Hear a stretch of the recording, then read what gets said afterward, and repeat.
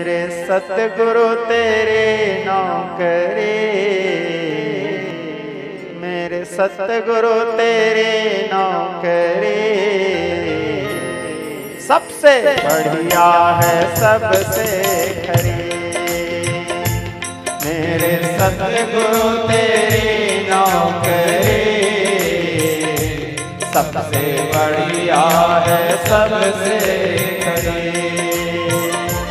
मेरे सतगुरु तेरे नौकरे, सबसे बढ़िया है सबसे खरी। मेरे सतगुरु तेरे नौकरे, सबसे बढ़िया है सबसे खरी। तेरे दरबार की हाजिरी, तेरे दरबार की हाजिरी, सबसे बढ़िया है सबसे खरी। तेरे दरबार की हाजिरी, सबसे बढ़िया है सबसे खरी।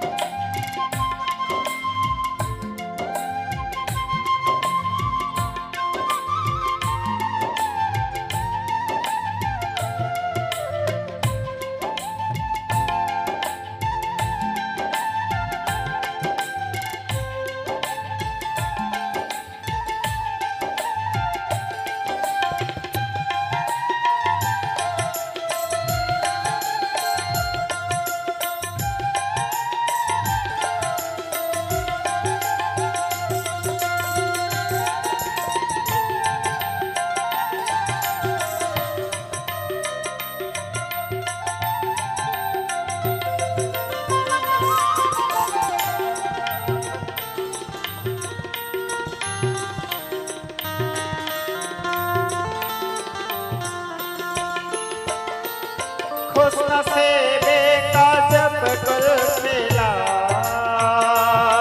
तब कहीं जाके ये दर मिला। खुश नसीबे का जब कुल मिला, तब कहीं जाके खुश नसीबे का जब कुल मिला, तब कहीं जाके ये दर मिला। खुश नसीबे का जब कुल मिला, तब कहीं जाके ये दर मिला। हो गई अब तो रहमत तेरी, हो गई अब तो रहमत तेरी, सबसे बढ़िया है सबसे खरी। तेरे दरबार की हाजिरी, सबसे बढ़िया है सबसे खरी। बोलिए पतित पावन भगवान के, समर्थ सद्गुरु सरकार के। आत्मीय स्वजन, आज छठवें दिवस, षष्ठ दिवस, यदा सिद्ध्या सदा सिद्ध्या श्रीमदी भागवती कथा, निगमं कल्पद्रोर गलित फलम सतमखाद विंद्रमं रसयुतं पीबतं भागवतं रसमालयं मुहुर्मुहुः रसिका भुवि भावुकाः। श्रीमद्भागवत पीयूष रसलम पटा। तो भागवत जी के रसास्वादन कर रहे हुए रसिक श्रोता समाज, कल जो कथा में आप लोगों को वर्णन करने का छोटा सा प्रयास कर रहा था, उसमें भगवान कृष्ण के जन्म के उपरांत बाल लीला, माखन चोरी की लीला, मिट्टी खान की लीला, कालिये नाग के ऊपर भगवान नृत्य के काली नाग के फण में वह कथा, इसके उपरांत भगवान के सखाओं के साथ में भगवान क्रीड़ा मनुज बालक, मनुष्य बालक के समान भगवान क्रीड़ा करने लगे। वो सारे कथा वर्णन करते हुए ब्रज के होली की वर्णन करने का प्रयास किया। भगवान वृंदावन में वृंदावन विहारी होली खेले, पवित्र वसंत महोत्सव मनाए। इसके उपरांत इसी प्रकार क्रम चलता रहा। हरिद्वार गंगा किनारे में वैराग्य चक्र चूड़ामणि श्री सुखदेव परमहंस व्यासपीठ में मंचस्थ बड़े जिज्ञासा भाव को लेकर के राजा परीक्षित बैठे हुए हैं कथा सुनने के लिए। एक दिन और बचा महाराज परीक्षित के मुक्ति के लिए और तुम्हारे पूज्य पिताजी के सदगति के लिए ही, क्योंकि धन्यायाः भागवती वार्ता प्रेति पीड़ा विनाशनी। भागवत की जो कथा है पुण्यमयी कथा है, सदगति प्रदान करने वाली महिमामयी कथा है। तो विज्ञ स्नेही स्वजन श्री सुखदेव परमहंस राजा परीक्षित को बताया कि है महाराज परीक्षित, भगवान प्रतिदिन गौचारण करने के लिए जाते थे। अब यहाँ पे एक दिन की बात है। हेमंतई प्रथमे मासे नंद ब्रज कुमारिका, एक और नया लीला वर्णन किया। हेमंत ऋतु के जो पहला मास होता है, क्या मार्गशीर्ष मास, अगहन का महीना, गोपियां जो थी भगवान श्री कृष्ण प्रभु को पति के रूप में प्राप्त करने के लिए एक व्रत की, जिस व्रत का नाम था कात्यायनी व्रत। उसको बहुत से लोग मंगला गौरी व्रत भी कहते हैं। तो वो व्रत की उनकी इच्छा था कि कृष्ण हमारे पति हो।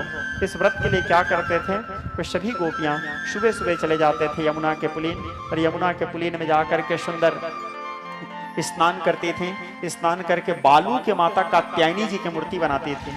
कात्यायनी मतलब समझ गए ना, नौ दुर्गा के अंतर्गत छठवें दिन में माता का पूजा होता है। प्रथमम शैलपुत्री च, द्वितीयम ब्रह्मचारिणी, तृतीयम चंद्रघंटेति, कुष्मांडेति, चतुर्थकम पंचमम स्कंदमातेति, षष्ठम कात्यायनी च, सप्तमम कालरात्रि महागौरी चाष्टकम, नवमम सिद्धिदात्री, नवदुर्गा प्रकृतिता। तो छठवें दिवस में माता कात्यायनी जी के, जगदम्बा जी के पूजा होते हैं। वही माता कात्यायनी के बालू के अर्थात रेती के सुंदर मूर्ति बनाते थे और मूर्ति बना करके उनके सुंदर उपासना करते थे, पूजा करते थे और खिचड़ी बनाते थे। खिचड़ी बना करके माता कात्यायनी को भोग लगाते थे। और एक मंत्र है पति प्राप्ति के मंत्र, उस मंत्र का जाप करते थे।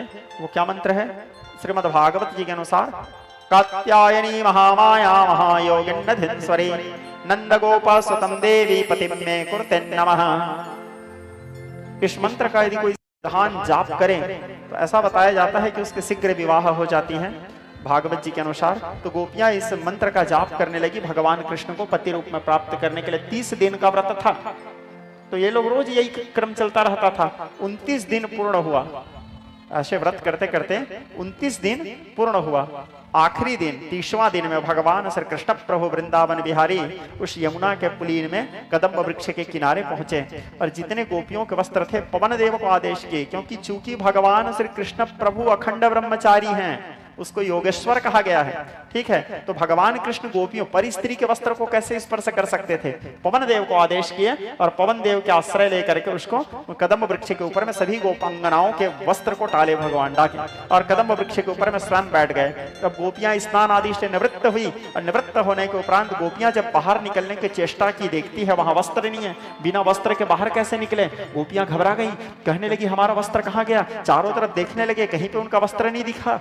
अचानक एक सखी का दृष्टि पड़ा कदम्ब वृक्ष के ऊपर में, तो कदम्ब वृक्ष के ऊपर को देखती है और वो सखी जो थी वो कहती है अन्य सखियों से, वो देखो सखी, अरे हाँ ले गए चीर मुरारी, अरे हाँ ले गए चीर मुरारी, ले करी चीर कदम चढ़ी बैठे, ले करी चीर कदम चढ़ी बैठे, हम जल माझ उगारी, अरे हाँ ले गए चीर मुरारी। वो देखो हमारे वस्त्र को नंद किशोर ले गया है।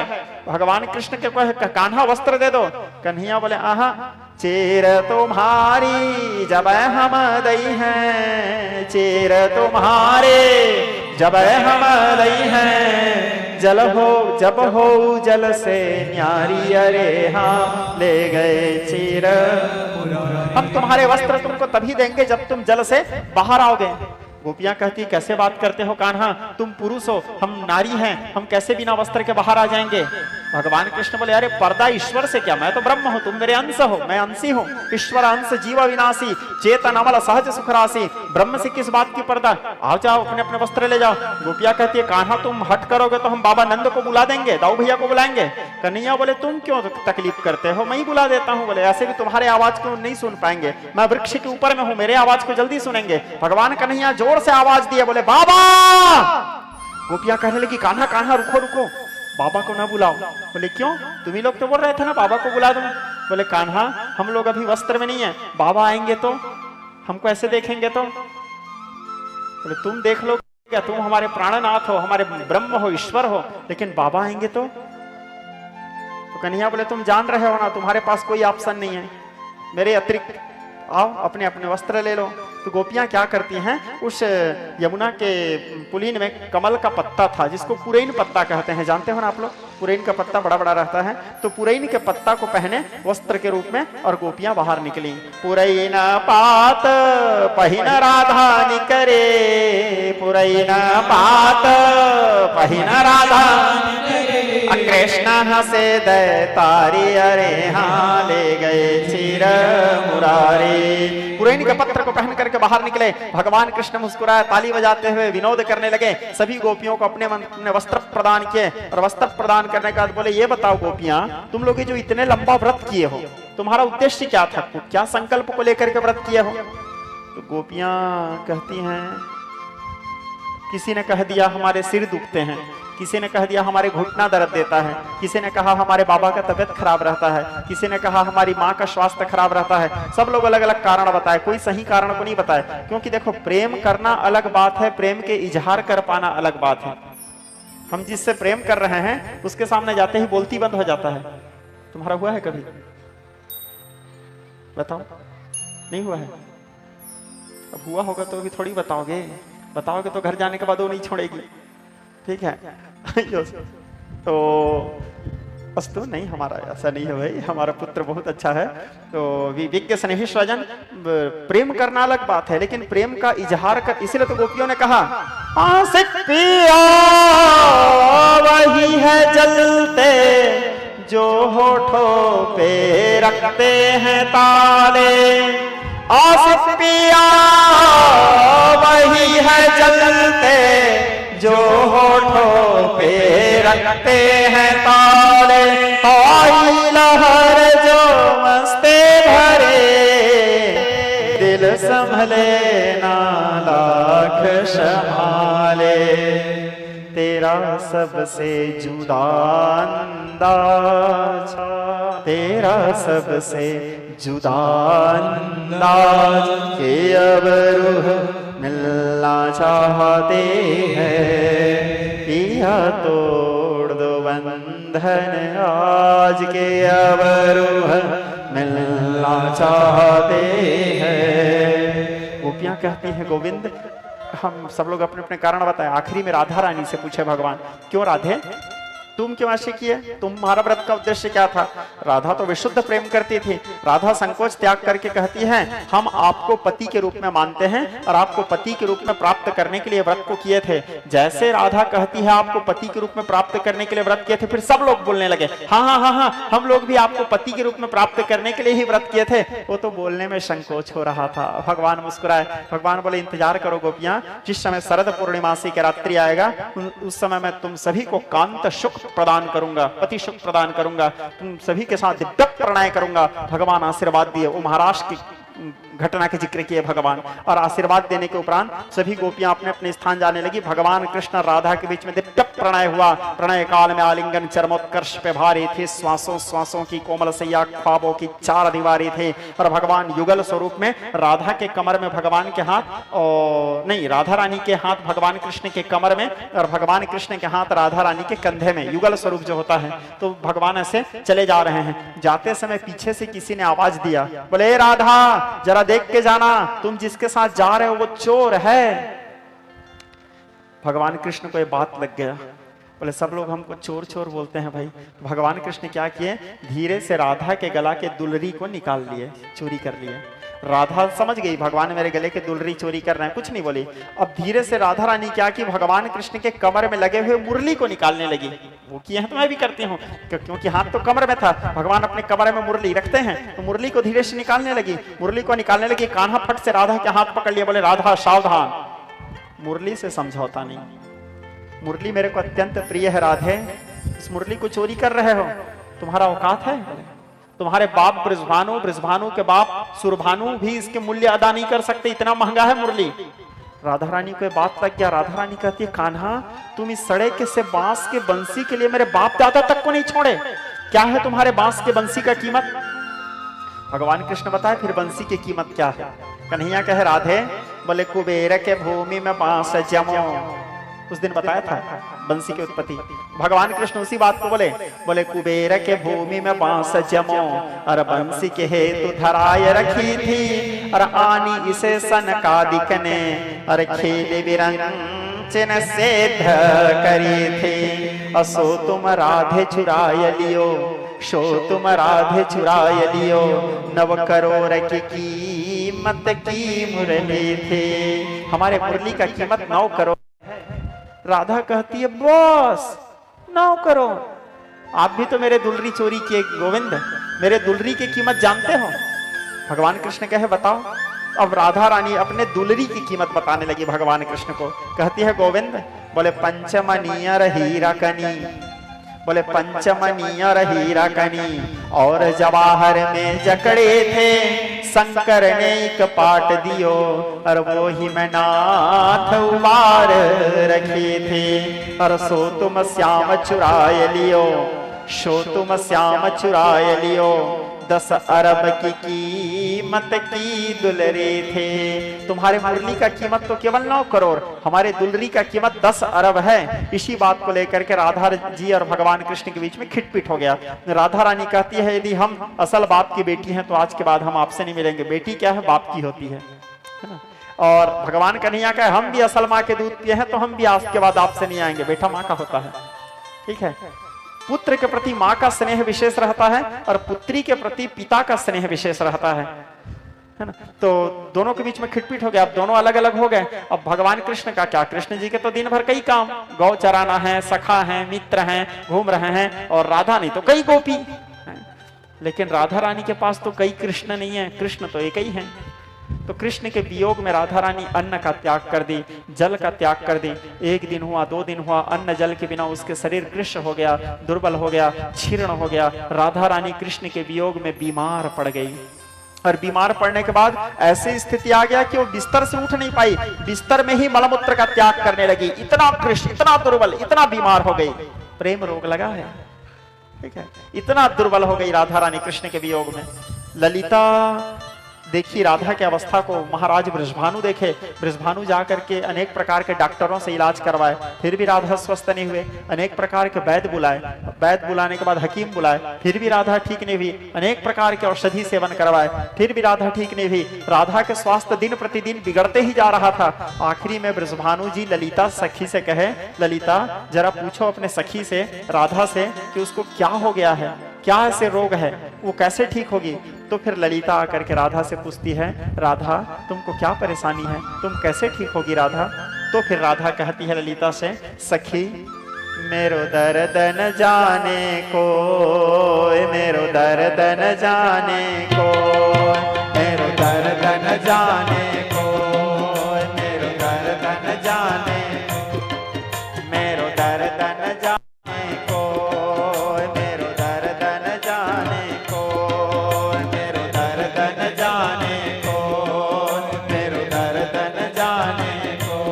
हे रे प्रेम दीवानी मेरो दर्द न जाने को, मेरो दर्द न जाने को, मेरो दर्द न जाने को, मेरो दर्द न जाने को, मेरो दर्द न जाने को।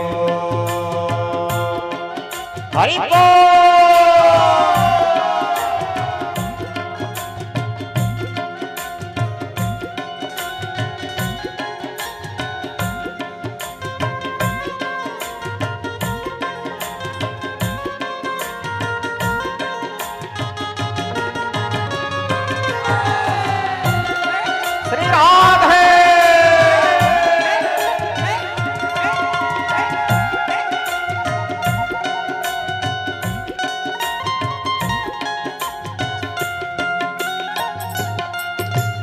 दर्द के मारे बन बन डोलूं, दर्द के मारे दर्द के मारे बन बन डोलूं, दर्द के मारे बन बन डोलूं। वैद मिला नहीं वो, वैद मिला नहीं वो, हाँ वैद मिला नहीं वो, वैद मिला नहीं वो। मेरो दर्द न जाने को, मेरो दर्द न जाने को, मेरो दर्द न जाने को, मेरो दर्द न जाने को।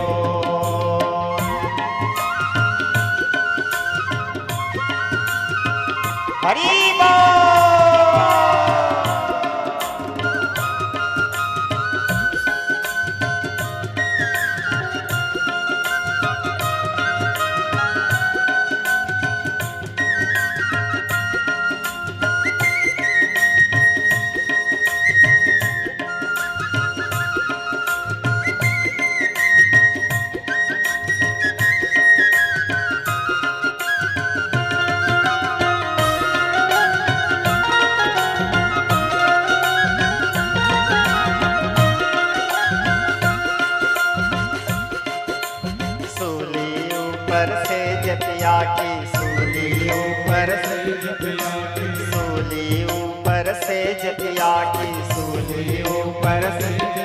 हाँ मिलना के विधि हो, मिलना के विधि हो, हाँ मिलना के विधि हो, मिलना के विधि हो। मेरो दर्द न जाने को, मेरो दर्द न जाने को, मेरो दर्द न जाने को, मेरो दर्द न जाने को।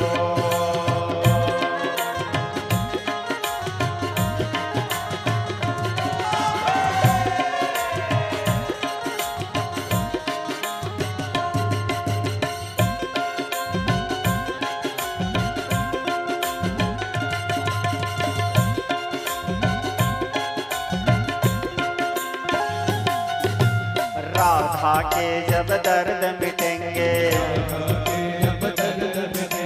राधा के जब दर्द मिटेंगे, राधा के जब दर्द मिटेंगे। वैद संवरिया हो, वैद संवरिया, हाँ वैद संवरिया हो, वैद संवरिया। दर्द न जाने को, मेरा दर्द न जाने को, मेरो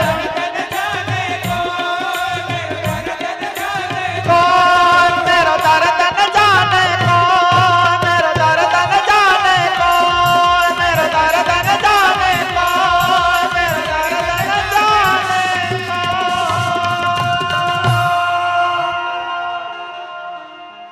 राधा रानी कहते हैं आली ऐ सखी, सुनरी सखी मोहे सजना बुलाए, मोहे जाना है पी की नगरिया, मोहे जाना है पी की नगरिया। राधा के जब दर्द मिटेंगे वैद संवरिया हो, तो भगवान कृष्ण के पास संदेश भेजें।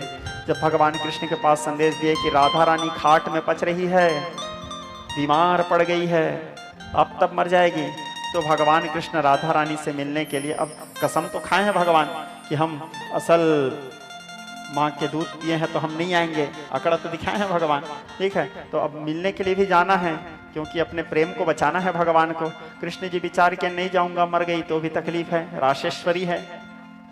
कृष्ण प्राणवल्लभा वृंदावने वृंदा कृष्ण वामंग शंभुता। तो राधा रानी से मिलने के लिए भगवान कृष्ण क्या किया, एक पंडित के वेश बना लिए, रूप बदल के आए, ठीक है, ताकि कोई ना पहचाने बोल के। और पंडित के वेश बना करके पहुंचे भगवान।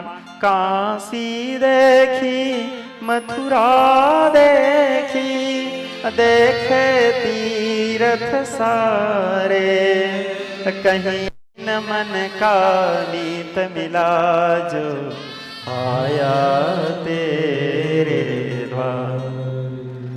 दुनिया से मुख मोड़ा तेरे लिए जग छोड़ा, छोड़ दिया घर बार। दुनिया से मुख मोड़ा तेरे लिए जग छोड़ा, छोड़ दिया दिया घर बार।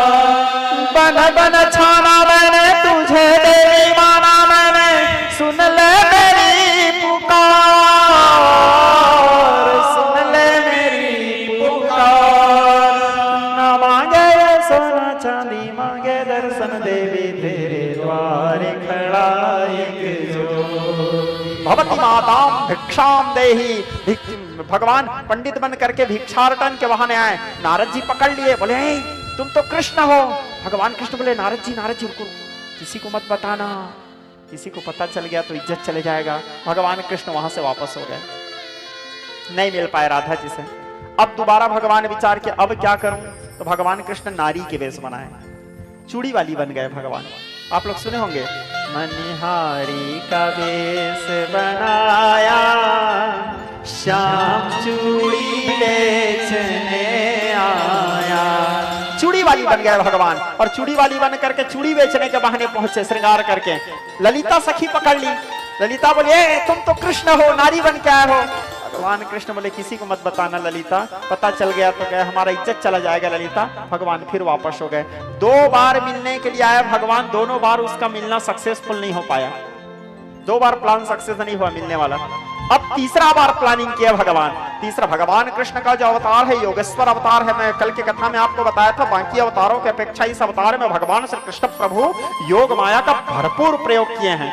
तो भगवान श्री कृष्ण प्रभु योग माया से कहे योग माया अब एक काम करो, तुम मेरे को श्रृंगार करो। तो स्वयं भगवती योग माया आती है सर्वेश्वरी। मां पावाने गढ़ छे उतरिया महाकाली ने, सर्वेश्वरी आती है और जगदम्बा आकर के भगवान कृष्ण के श्रृंगार करती है। क्या लावण्यमय सौंदर्य। अब स्वयं आदि शक्ति स्वयं योग माया अपने माया से किसी को श्रृंगार कर रही है तो क्या सौंदर्यमय स्वरूप रहा होगा। कारी कट कारी वेशम मृदुता भरी है वैस, अलौकिक दिव्य छटा स्तन भार भरिता, अलौकिक दिव्य सौंदर्य। पैरों में पायजेब, कमर में कमरबंद, उंगलियों में सुंदर बिछिया, कानों में सुंदर, कानों में मकरा कुंडल, हाथों में कंगन, नाक में नथनी, और सुंदर उसको साड़ी घाघरा चोली पहनाए, माथे में बिंदी लगा दिए, मोर मुकुट को उतारे और सुंदर नारी के वेश बनाए। क्या रचो अनोखा वेश श्याम ब्रज नारी का, क्या रचो अनोखा वेश श्याम ब्रज नारी का। ब्रज में ढूंढे महल राधिका प्यारी का। सुंदर दिव्य ऐ सुदती जन लाल समान समोहन मन्मथ राज सुते, अविरल गंड गलन मद मेदुर मत्त मतंग गजराज गते, गजगामिनी के चाल। उनके सौंदर्य दिव्य छटा, दिव्य सौंदर्य।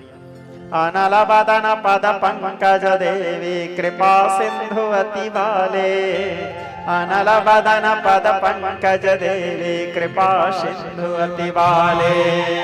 दिव्य सौंदर्य में धारण की और एक टोकरी रख ली, टोकरी में काला पीला हरा नीला रंग रखी और रंग रख के कुछ रीठा, रीठा जानते हो ना आप लोग, हाँ, कुछ रीठा रख ली और कुछ रंग रखी और सुई रखी और सुई रंग रीठा रख करके भगवान बन गए अब गुदना वाली। क्या बन गए? गुदना वाली। वाली नहीं है, वाला है, लेकिन बन गई है। प्यार में क्या क्या करना पड़ता है, क्या क्या बताऊं आपको। तो आप लोग ऐसे हंस रहे हो जैसे मेरे को फुल अनुभव है। ऐसा नहीं है भाई। तो भगवान कृष्ण बन गए गुदना वाली, और गुदना वाली बन करके पहुंचे बरसाना में, और बरसाना में जा करके आवाज देने लगे, गुदना गुदवालो, गुदना गुदवालो।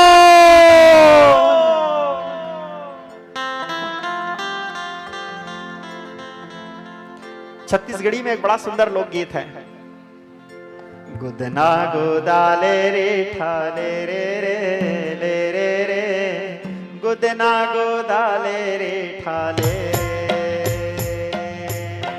गुदना गुदाले रे ठाले रे रे ले रे रे, गुदना गुदाले रे ठाले रे, गुदना गुदाले रे ठाले रे रे ले रे रे, गुदना गुदाले रे ठाले रे,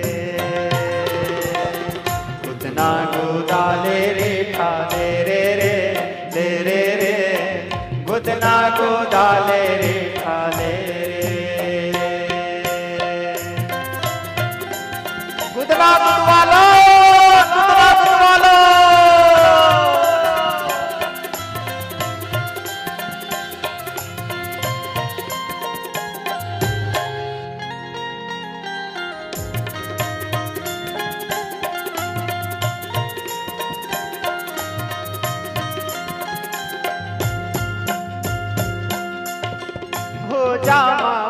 बल गोदा हाथे बनवारी गा भुजामा भुज बल गोदा हाथे बनवारी गा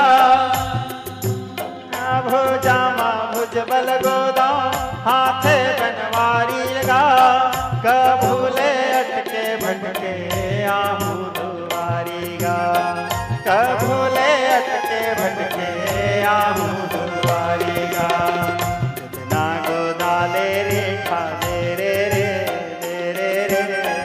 गुदना गोदाले रे ठाले रे गुदना गोदाले रे ठाले रे गुदना गोदाले रे ठाले रे।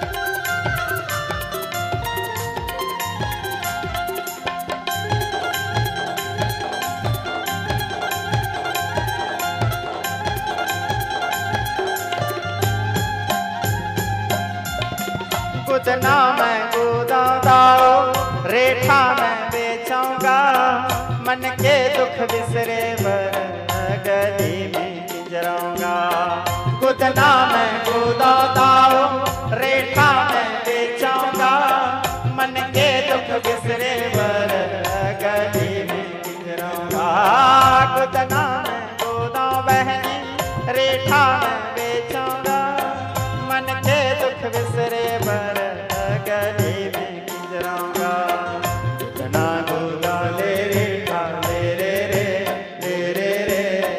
गुदना गोदा ले रे ठाले रे गुदना गोदा ले रे ठाले रे गुदना गोदा ले रे ठाले रे। तो भगवान गुदना वाली बन करके राधा रानी के द्वार में पहुंची। आवाज जब दी गुदना गुदवालो तो राधा रानी तो बिस्तर में सोई हुई थी, राधा रानी तो विक्षिप्त अवस्था में थी। तो राधा अपने सखी ललिता से कहती है सखी वो कोई गुदना वाली आई है, जाओ उसे बुला कर लेके आओ। ललिता कहती है क्यों सखी? तो बोले क्या ठिकाना सखी, मेरा अवस्था तो ऐसे हो चुका है कि मैं कब मेरे शरीर से प्राण पखेरु निकल जाए, क्योंकि मैं अभी बताया बहुत कृश हो गया था राधा रानी का शरीर, हमारे श्यामा जी का शरीर दुर्बल हो गया था, क्षीण हो गया था। किस समय हमारे शरीर से प्राण पखेरु उड़ जाए, कम से कम मैं अपने रोम रोम में भगवान कृष्ण के नाम लिखवा लूं। इस प्रकार कह के ललिता को भेजती है। ललिता गई, गुदना वाली को बुला के लाई। गुदना वाली आई और वृषभानु जी के द्वार में बैठे आंगन में। आंगन में बैठने के बाद हमारी किशोरी जी को उठा करके 2-3 लोग लेकर के आए। वो अपने से उठ भी नहीं पा रही थी, 2-3 लोग उठा करके लेके आए। वियोग, ठीक है, तो उठा करके लेके आए। लेके आने के बाद गुदना वाली के पास बिठाए। भगवान कृष्ण लंबा चौड़ा घूंघट काढ़े हुए थे और लंबा से चेहरा दिख भी नहीं रहा था। तो गुदना वाली वाला है, हालांकि वाली बन गए हैं, तो राधा रानी नहीं पहचान पाई, लेकिन भगवान तो घूंघट से देख रहे हैं। तो भगवान कृष्ण के आंखों में आंसू बह गया। भगवान कृष्ण कहने लगे वाह राधे,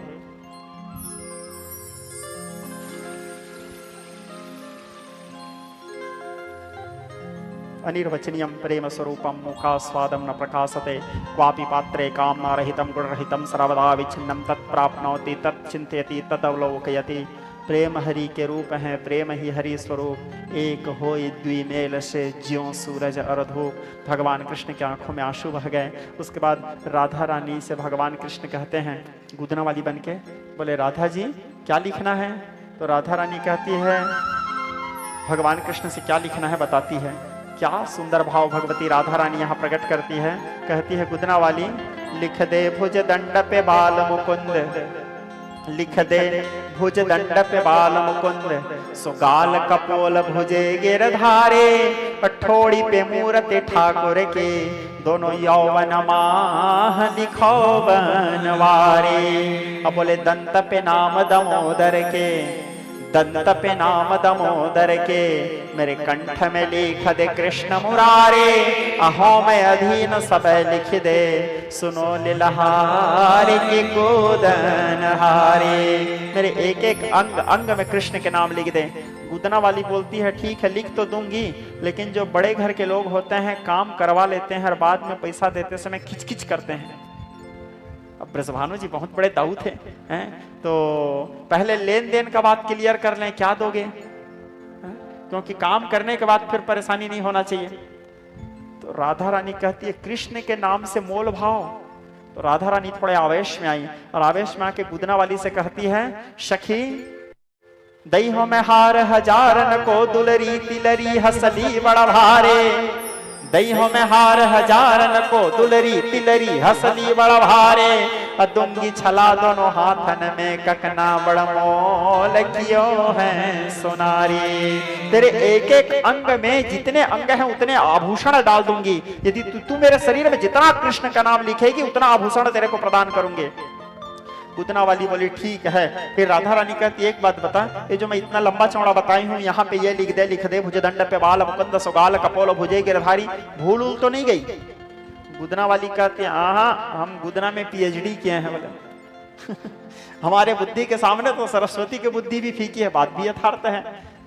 बोले ठीक, अब लिखना पूरा लेन देन सब ठीक हो गया। उसके बाद राधा रानी कहती है एक चीज बताओ गुदना वाली, यहाँ मैं हूं, मैं नारी हूं, तुम हो, तुम भी नारी हो, मेरे साथ में मेरी सखी है ललिता, ये भी नारी है।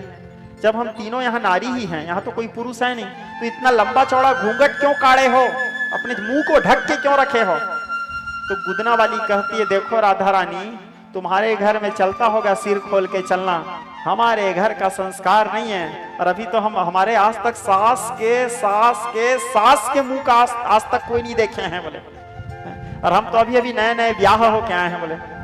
तो राधा रानी कहती है अभी अभी नए नए ब्याह हो के आए हो, तो तुम्हारे ससुराल वाले इतने निष्ठुर हैं, तुमको रोजगार करने के लिए भेज दिए नवी नवेली दुल्हन को। तो गुदना वाली कहती है बोले काम हमारे यही सजनी, ये तो हमारा रोजगार है, ये तो हमारा काम है, अपने काम करने में शर्म कैसा। तुमको गुदना गुदवाना है गुदवाओ, ज्यादा बात करोगे तो मेरे समय खराब हो रहा है, मैं दूसरा जगह जाती हूँ। उठे गुदना वाली, राधा रानी कही रुको रुको रुको, चलो गुदो भाई बोले। अब गुदना वाली गुदना गुदने के लिए हाथ तो पकड़ना पड़ेगा ही, हाथ को पकड़ेंगे तब तो पता गुदना गुदेंगे। तो बोले हाथ दिखाओ राधा रानी। बोले भगवती राधा धीरे से अपने हाथ बढ़ाती है, भगवान कृष्ण यानी गुदना वाली वाला है ठीक है, लेकिन बने वाली हैं। तो गुदना वाली धीरे से राधा रानी के हाथ को पकड़े। जैसे राधा रानी के हाथ को पकड़े, राधा रानी को थोड़ा सा भ्रम हुआ, राधा रानी को थोड़ा सा संशय हुआ। राधा रानी विचार करती है आहा गुदना वाली नहीं हो सकती। देखो स्वजन बंधुओं, नारी के हाथ और पुरुष के हाथ में अंतर रहता है। पुरुष नारी के कितना भी परिधान ये धारण कर लें, और यदि वो हाथ को कोई नारी स्पर्श करेगी, वो नारी के रूप धारण करे रहे, तो नारी समझ जाएगी कि ये पुरुष है। कोई नारी कितने भी पुरुष के परिधान धारण कर दे रहे, यदि कोई पुरुष उसको स्पर्श भी करेगा तो समझ जाएगा ये नारी है। तो राधा रानी को शंका हुआ, संदेह हुआ, बोले आहा ये नारी तो नहीं हो सकती। राधा रानी अचानक से अकस्मात वो घूंघट को दे झटका मार के उठाई, देखती है भगवान कृष्ण है, माथे में बिंदी लगाए हैं, कानों में कुंडल पहने हैं, ये लुगई की बेस बनाया तो लाज घलोनी है इसका। क्या सुंदर वह आपका स्वरूप प्रभु, बने कौन रूप कौन रंग, कैसो शोभा कैसो अंग, कौन काज महाराज त्रियावे सकीनो है। कौन रूप कौन रंग, कैसो शोभा कैसो अंग, कौन काज महाराज त्रियावे सकीनो है। क्या करूं मैं नाथ मात मुरली उतारे, मात मुकुट उतारी माथ बेदी धार लीनो है, मुकुट उतारे माथ बेदी धार लीनो है, मुकुट उतारी माथ बेदी धार लीनो है। क्या सौंदर्य में वहां आपका स्वरूप प्रभु। हस्तंगुणी कुमड़त किंकड़ांगम मध्य नितंब अवलंबन है मशुत्रम। उस रूप को छोड़ करके कहां ये नारी की वेश बना लिए प्रभु। तो भगवान कन्हैया कहने लगे राधे देखन को तो ही प्रेम बढ़ो, इस कारण वेश बनावत नारी।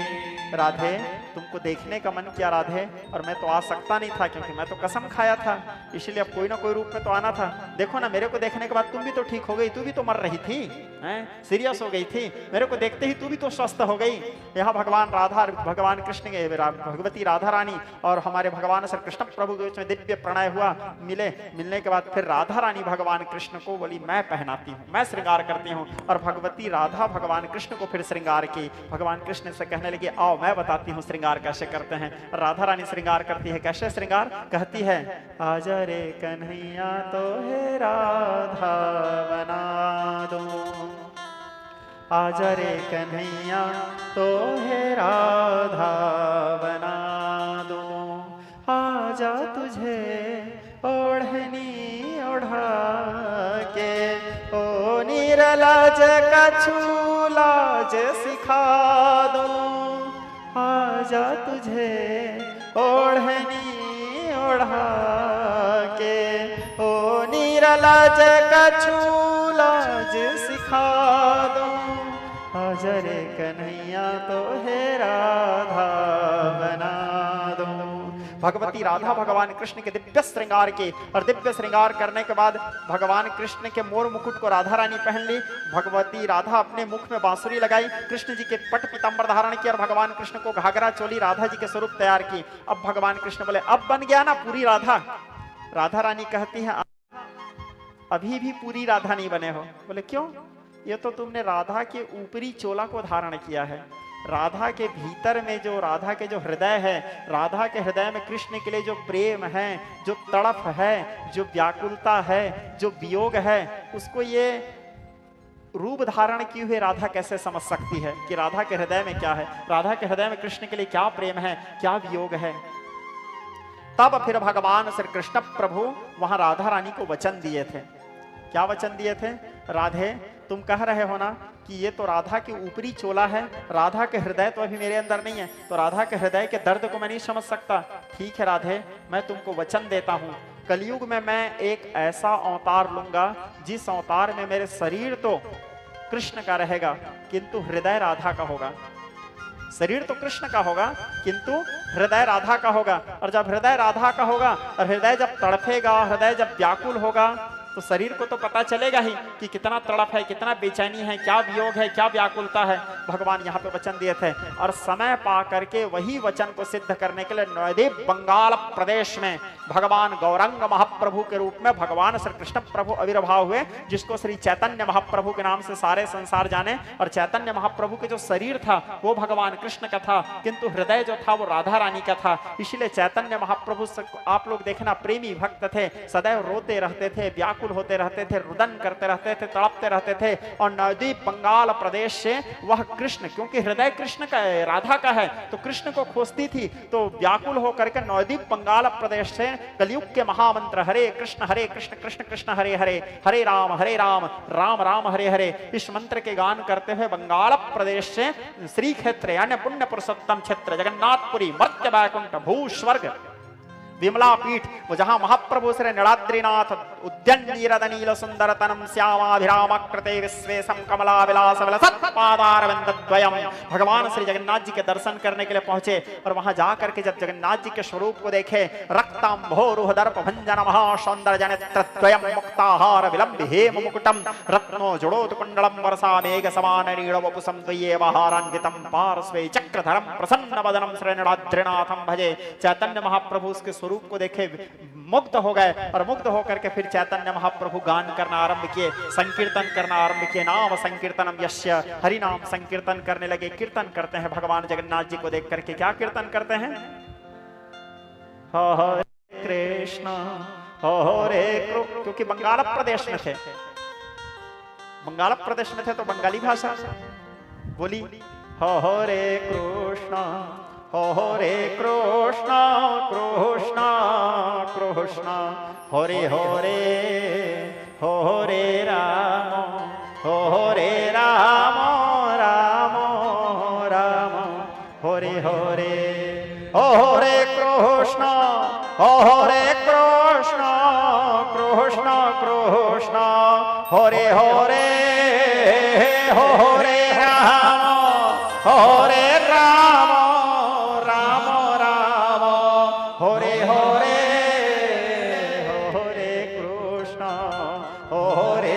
कृष्णा कृष्णा कृष्णा हरे हरे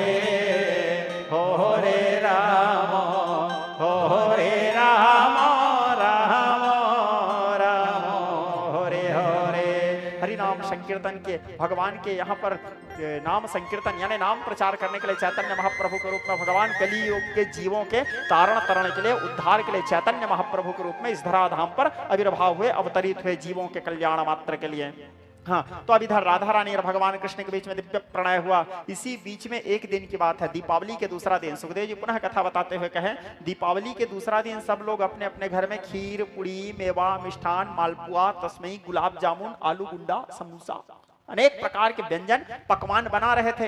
अब सबके घर में अनेक प्रकार के पकवान बनते देखे शुद्ध गौ के घी से।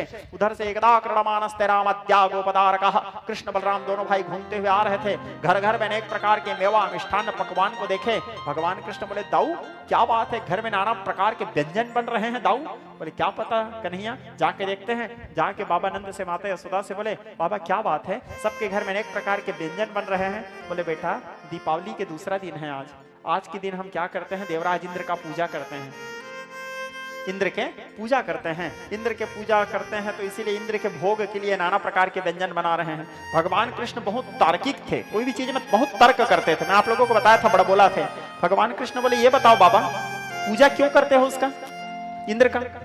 बोले, बेटा इंद्र जो हैं वो देवताओं के अधिपति हैं, मुखिया हैं। दूसरा, मेघ कितने प्रकार के होते हैं?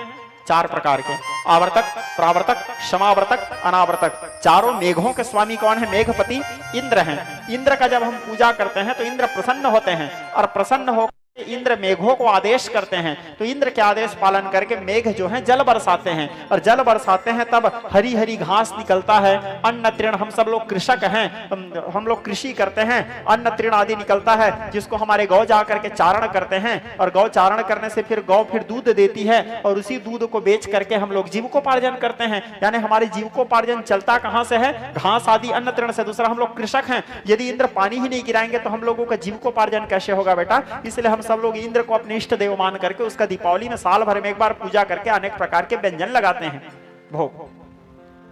भगवान कृष्ण बोले, ठीक है। कृष्ण जी तुरंत खंडन किए इस बात का। कृष्ण जी बोले, एक बात बताऊं बाबा? बोले, हाँ। इंद्र पानी गिराता है, उसमें इंद्र के कोई विशेषता नहीं है। बोले, कैसे बात करते हो बेटा, इंद्र के बारे में वैसे नहीं बोलते, इंद्र भगवान है।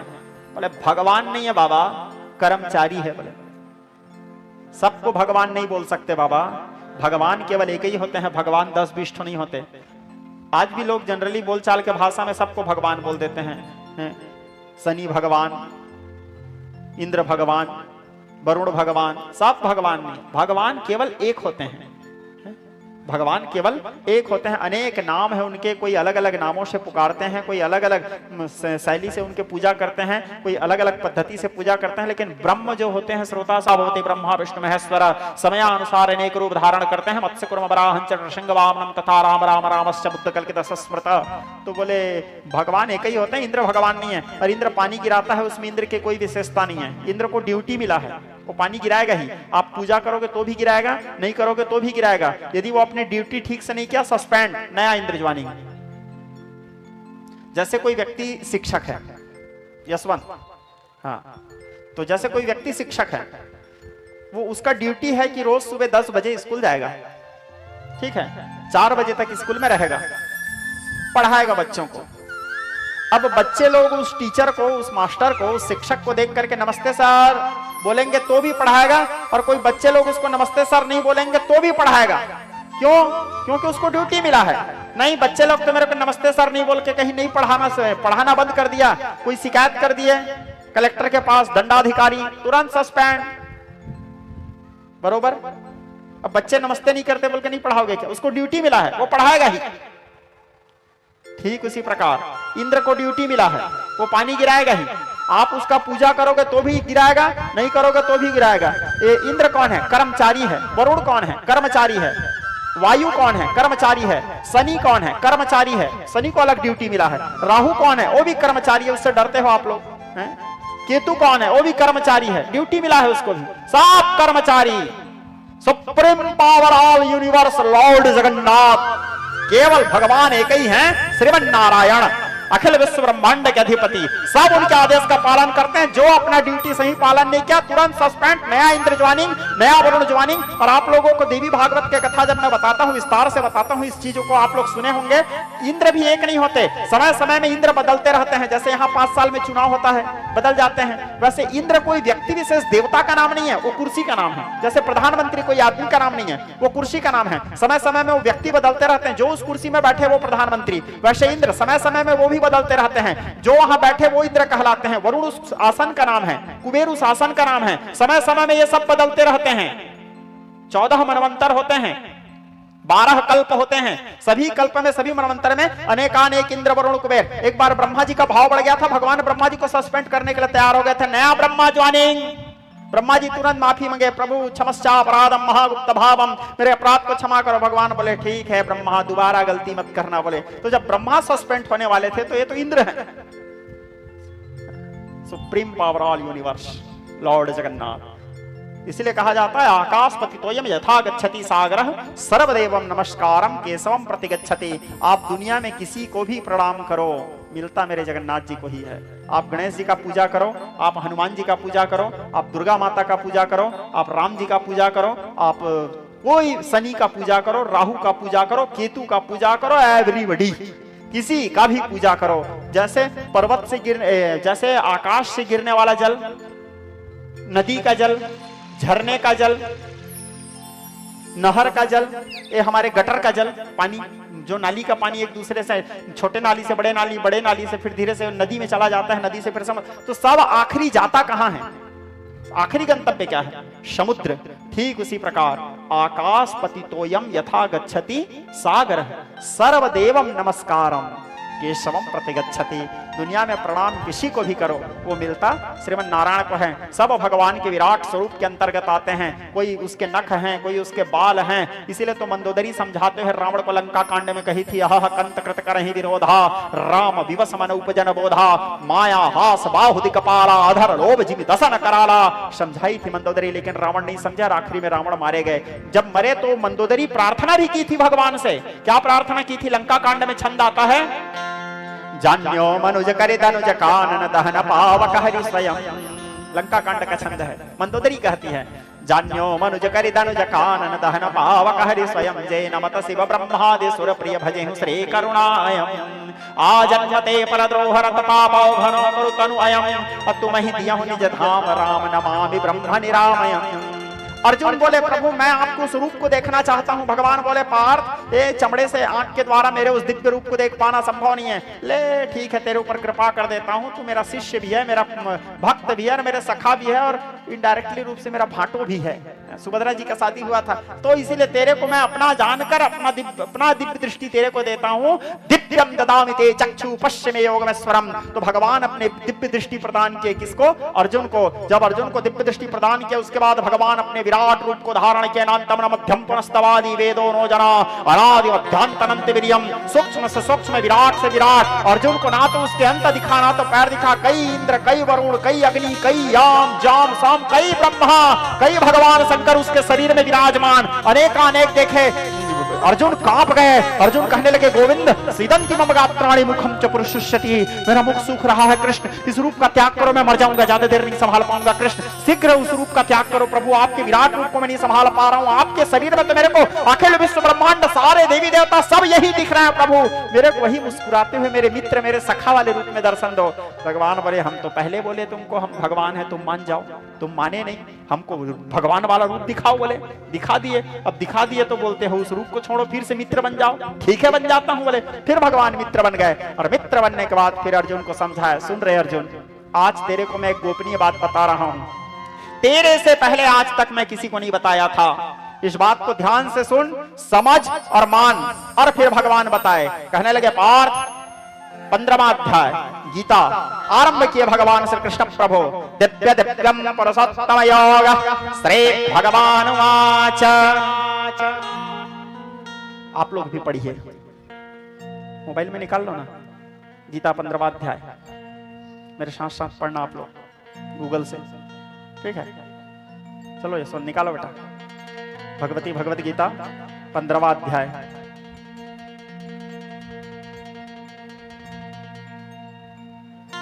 निकालो तुम।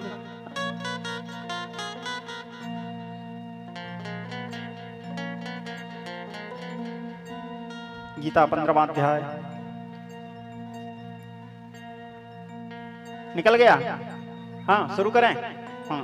फिर भगवान कृष्ण आरंभ किया अर्जुन को समझाना। कहने लगे पार्थ वर्धमानम मध्य शाखा अस्वस्थम प्राहुरव्ययम् छंदांसि यस्य पर्णानि यस्तं वेद स वेदवित् अतस्वचाहं प्रशान्तस्य शाखा अगुणा प्रवित्वारसय प्रवाला अतास्वमूलाननुसन्ततानि अकर्मानुबन्धेनि मनुष्यलोके न रूपमस्येहं ततोपलभ्यते नन्तो न चार्दिन् न च सम्प्रतिष्ठा अश्वत्थमेनं सविरूढमूलं असङ्गशस्त्रेण दृढेन छित्त्वा ततः पदं तादपरिमार्वितव्यम् यस्मिन् गता नान्निवर्तन्ते भूयः त्वमेव चाद्यं पुरुषं प्रपद्ये यतः प्रवृत्ते प्रसुतां पुराणी प्रमाणमोहा जितसङ्गदोषा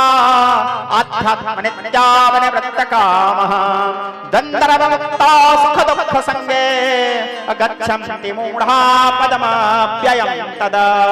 अब भगवान कृष्ण समझाए अर्जुन को, ना तदभास्यते सूर्यो न शशंको न पावकः यद्गत्वा न निवर्तन्ते तद्धामं परमं मम ममैवांशो जीवलोके जीवभूतः सनातनः मनः षष्ठानीन्द्रियाणि प्रकृतिस्थानि कर्षति शरीरं यद्वाप्नोति यच्चाप्रामितश्वरः अगृह्यातानि संयातिर्वायुर्गन्धानि वासये स्तोत्रं चक्षुस्पर्शनं च रसनं घ्राणमेव च अधिष्ठाय मनश्चायं विषयानुपसेवते उत्क्रान्तं स्थितं क्वापि भुञ्जानामागुणान्वितं विमूढानां पश्यन्ते ज्ञानचक्षुषः यतन्तो योगिनश्चैव पश्यात्मन्तवस्थितं यतन्तो यत्कृतात्मानो नैन पश्यन्त चेतसः यदादित्यो गतो तेजो जगद्भास्यतेऽखिलः तच्चन्द्रमसि तच्चाग्नो तत्तेजो विद्धि मामकः गामाविश्यस्य भूतानि धार्यां यमोजसां पुष्णामि चौषधी सर्वा सोमो भूत्वा रसात्मकः अहं तस्वान् नरो भूत्वा प्राणिनां देहमाश्रितं प्राणपानं समायुक्तं पञ्चावन्नं चतुर्विधं सर्वस्वचाहं यदि सन्नवेष्टा मतः स्मृतिर्ज्ञानप्रमोहनं च वेदस्य सर्वरः वेद्यवेद्यो वेदान्तकृतवेदविदेह चाहम् द्वामिमो पुरुषो लोके क्षरश्चाक्षर एव च क्षरः सर्वाणि भूतानि कुटस्थोऽक्षर उच्यते उत्तमः पुरुषस्तन्यः परमात्मन्तुदाहत यो लोकत्रयमाविश्य बिभर्त्यय ईश्वरः अस्मात्मत्तोऽपि अक्षरादपि चोत्तमः अतस्मै लोकवेदे च प्रतीतः पुरुषोत्तमः यो मामेव वसन्मूढो जानाति पुरुषोत्तमः स सर्वविद्यते मां सर्वभावेन भारत। और सबसे आखिरी नंबर के श्लोक में कहते हैं भगवान इति गुह्यतमं शास्त्रं मीदं मुक्तं मया नघः एतद् बुद्ध्या बुद्धिमानश्च कृतकृत्यश्च भारत। ओम तत्सदिति श्रीमद्भगवद्गीते सुषुप्तदेषु ब्रह्मविद्यायां योगशास्त्रे श्रीकृष्ण अर्जुन संवादे पुण्य पुरुषोत्तम योग नाम्नि पंचदशोऽध्यायः। हरि ओम तत्सत् 15वां अध्याय। तो भगवान अपने उस दिव्य गोपनीय तत्व को बताए अर्जुन को, देख पार्थ ये गोपनीय बात है और इसको जान के तू कृतकृत्य हो गया। आखिरी श्लोक में बोल रहे हैं इति गुह्यतमं शास्त्रं नीदं मुक्तं मया नघः एतद् बुद्ध्या बुद्धिमानश्च कृतकृत्यश्च भारत। इसको जान के तू कृतकृत्य हो गया। धन्य धन्य राम साचो तेरो नाम। सत्य केवल और केवल मात्र राम है। श्रोता समाज, सत्य केवल परमात्मा है और बाकी जहां भी आप लोग भटकते हो ये सब सत्य नहीं है, सत्य केवल राम है। विज्ञ स्नेही स्वजन, तो भगवान अपने माँ बाप को समझाया, बोले पूजा करना है तो इंद्र का क्यों करेंगे, कर्मचारी है, पानी गिराएगा वो, करो तो भी नहीं करो तो भी, पूजा करना है तो चलो गिरिराज गोवर्धन की पूजा करते हैं। भगवान बोले गिरिराज गोवर्धन की पूजा। हमारे गाय दिन भर कहाँ जाते हैं? गिरिराज गोवर्धन में जाते हैं। कहाँ के घास खाते हैं? गिरिराज गोवर्धन की घास खाते हैं। गोवर्धन से झरना झरती है, हम सब लोग उस जल का पान करते हैं। गिरिराज गोवर्धन में वन है, वन के रहने से प्रकृति शुद्ध होता है, हम लोगों को शुद्ध वायु मिलता है, ऑक्सीजन मिलता है, वनों के कारण यहाँ बारिश होता है। तो हम सब लोगों का आश्रय क्या है? गिरिराज गोवर्धन है। गोवर्धन का पूजा करेंगे। कृष्ण के बाद सबको अच्छा लगा, सब लोग चले गए गिरिराज गोवर्धन, और वहां जा करके गोबर के भगवान के विष्णु के सिर विग्रह बना करके उसके गोविंदाभिषेक किए। अथ पुरुष हवे नारायणो काम प्रजा सृजयेते नारायणात् प्राणो जायते मनः सर्वेन्द्रियाणि च खम्बारो ज्योतिरापः प्रथमे विश्वस्य धारणे नारायणात् ब्रह्मा जायते। सुंदर वेदोक्त मंत्र पाठ करते हुए भगवान गोविंद के अभिषेक किए, गोविंदाभिषेक किए। गोविंदाभिषेक करने के उपरांत भगवान को भोग लगाने के लिए 5 लड्डू अपने हाथ में निकाले। जैसे 5 लड्डू निकाले, एक रूप में तो भगवान कृष्ण वहीं बाबा लोगों के साथ में खड़े थे, और एक रूप में भगवान गिरिराज गोवर्धन में चतुर्भुज रूप धारण करके खड़े हो गए। क्षेरोदन्वक प्रदेशे शुचिमणि जल सत्सैकदे मुक्तिकानालातृप्तो समस्त स्फटिकमणिनिभर भक्तिकरमण्डिताङ्गः सभ्ररभ्ररभ्र उपरिवृषते कपेयो समरसंज्ञानन्नेन पुण्यागलिनिर्गदा शंखपाणरमुकुन्दः।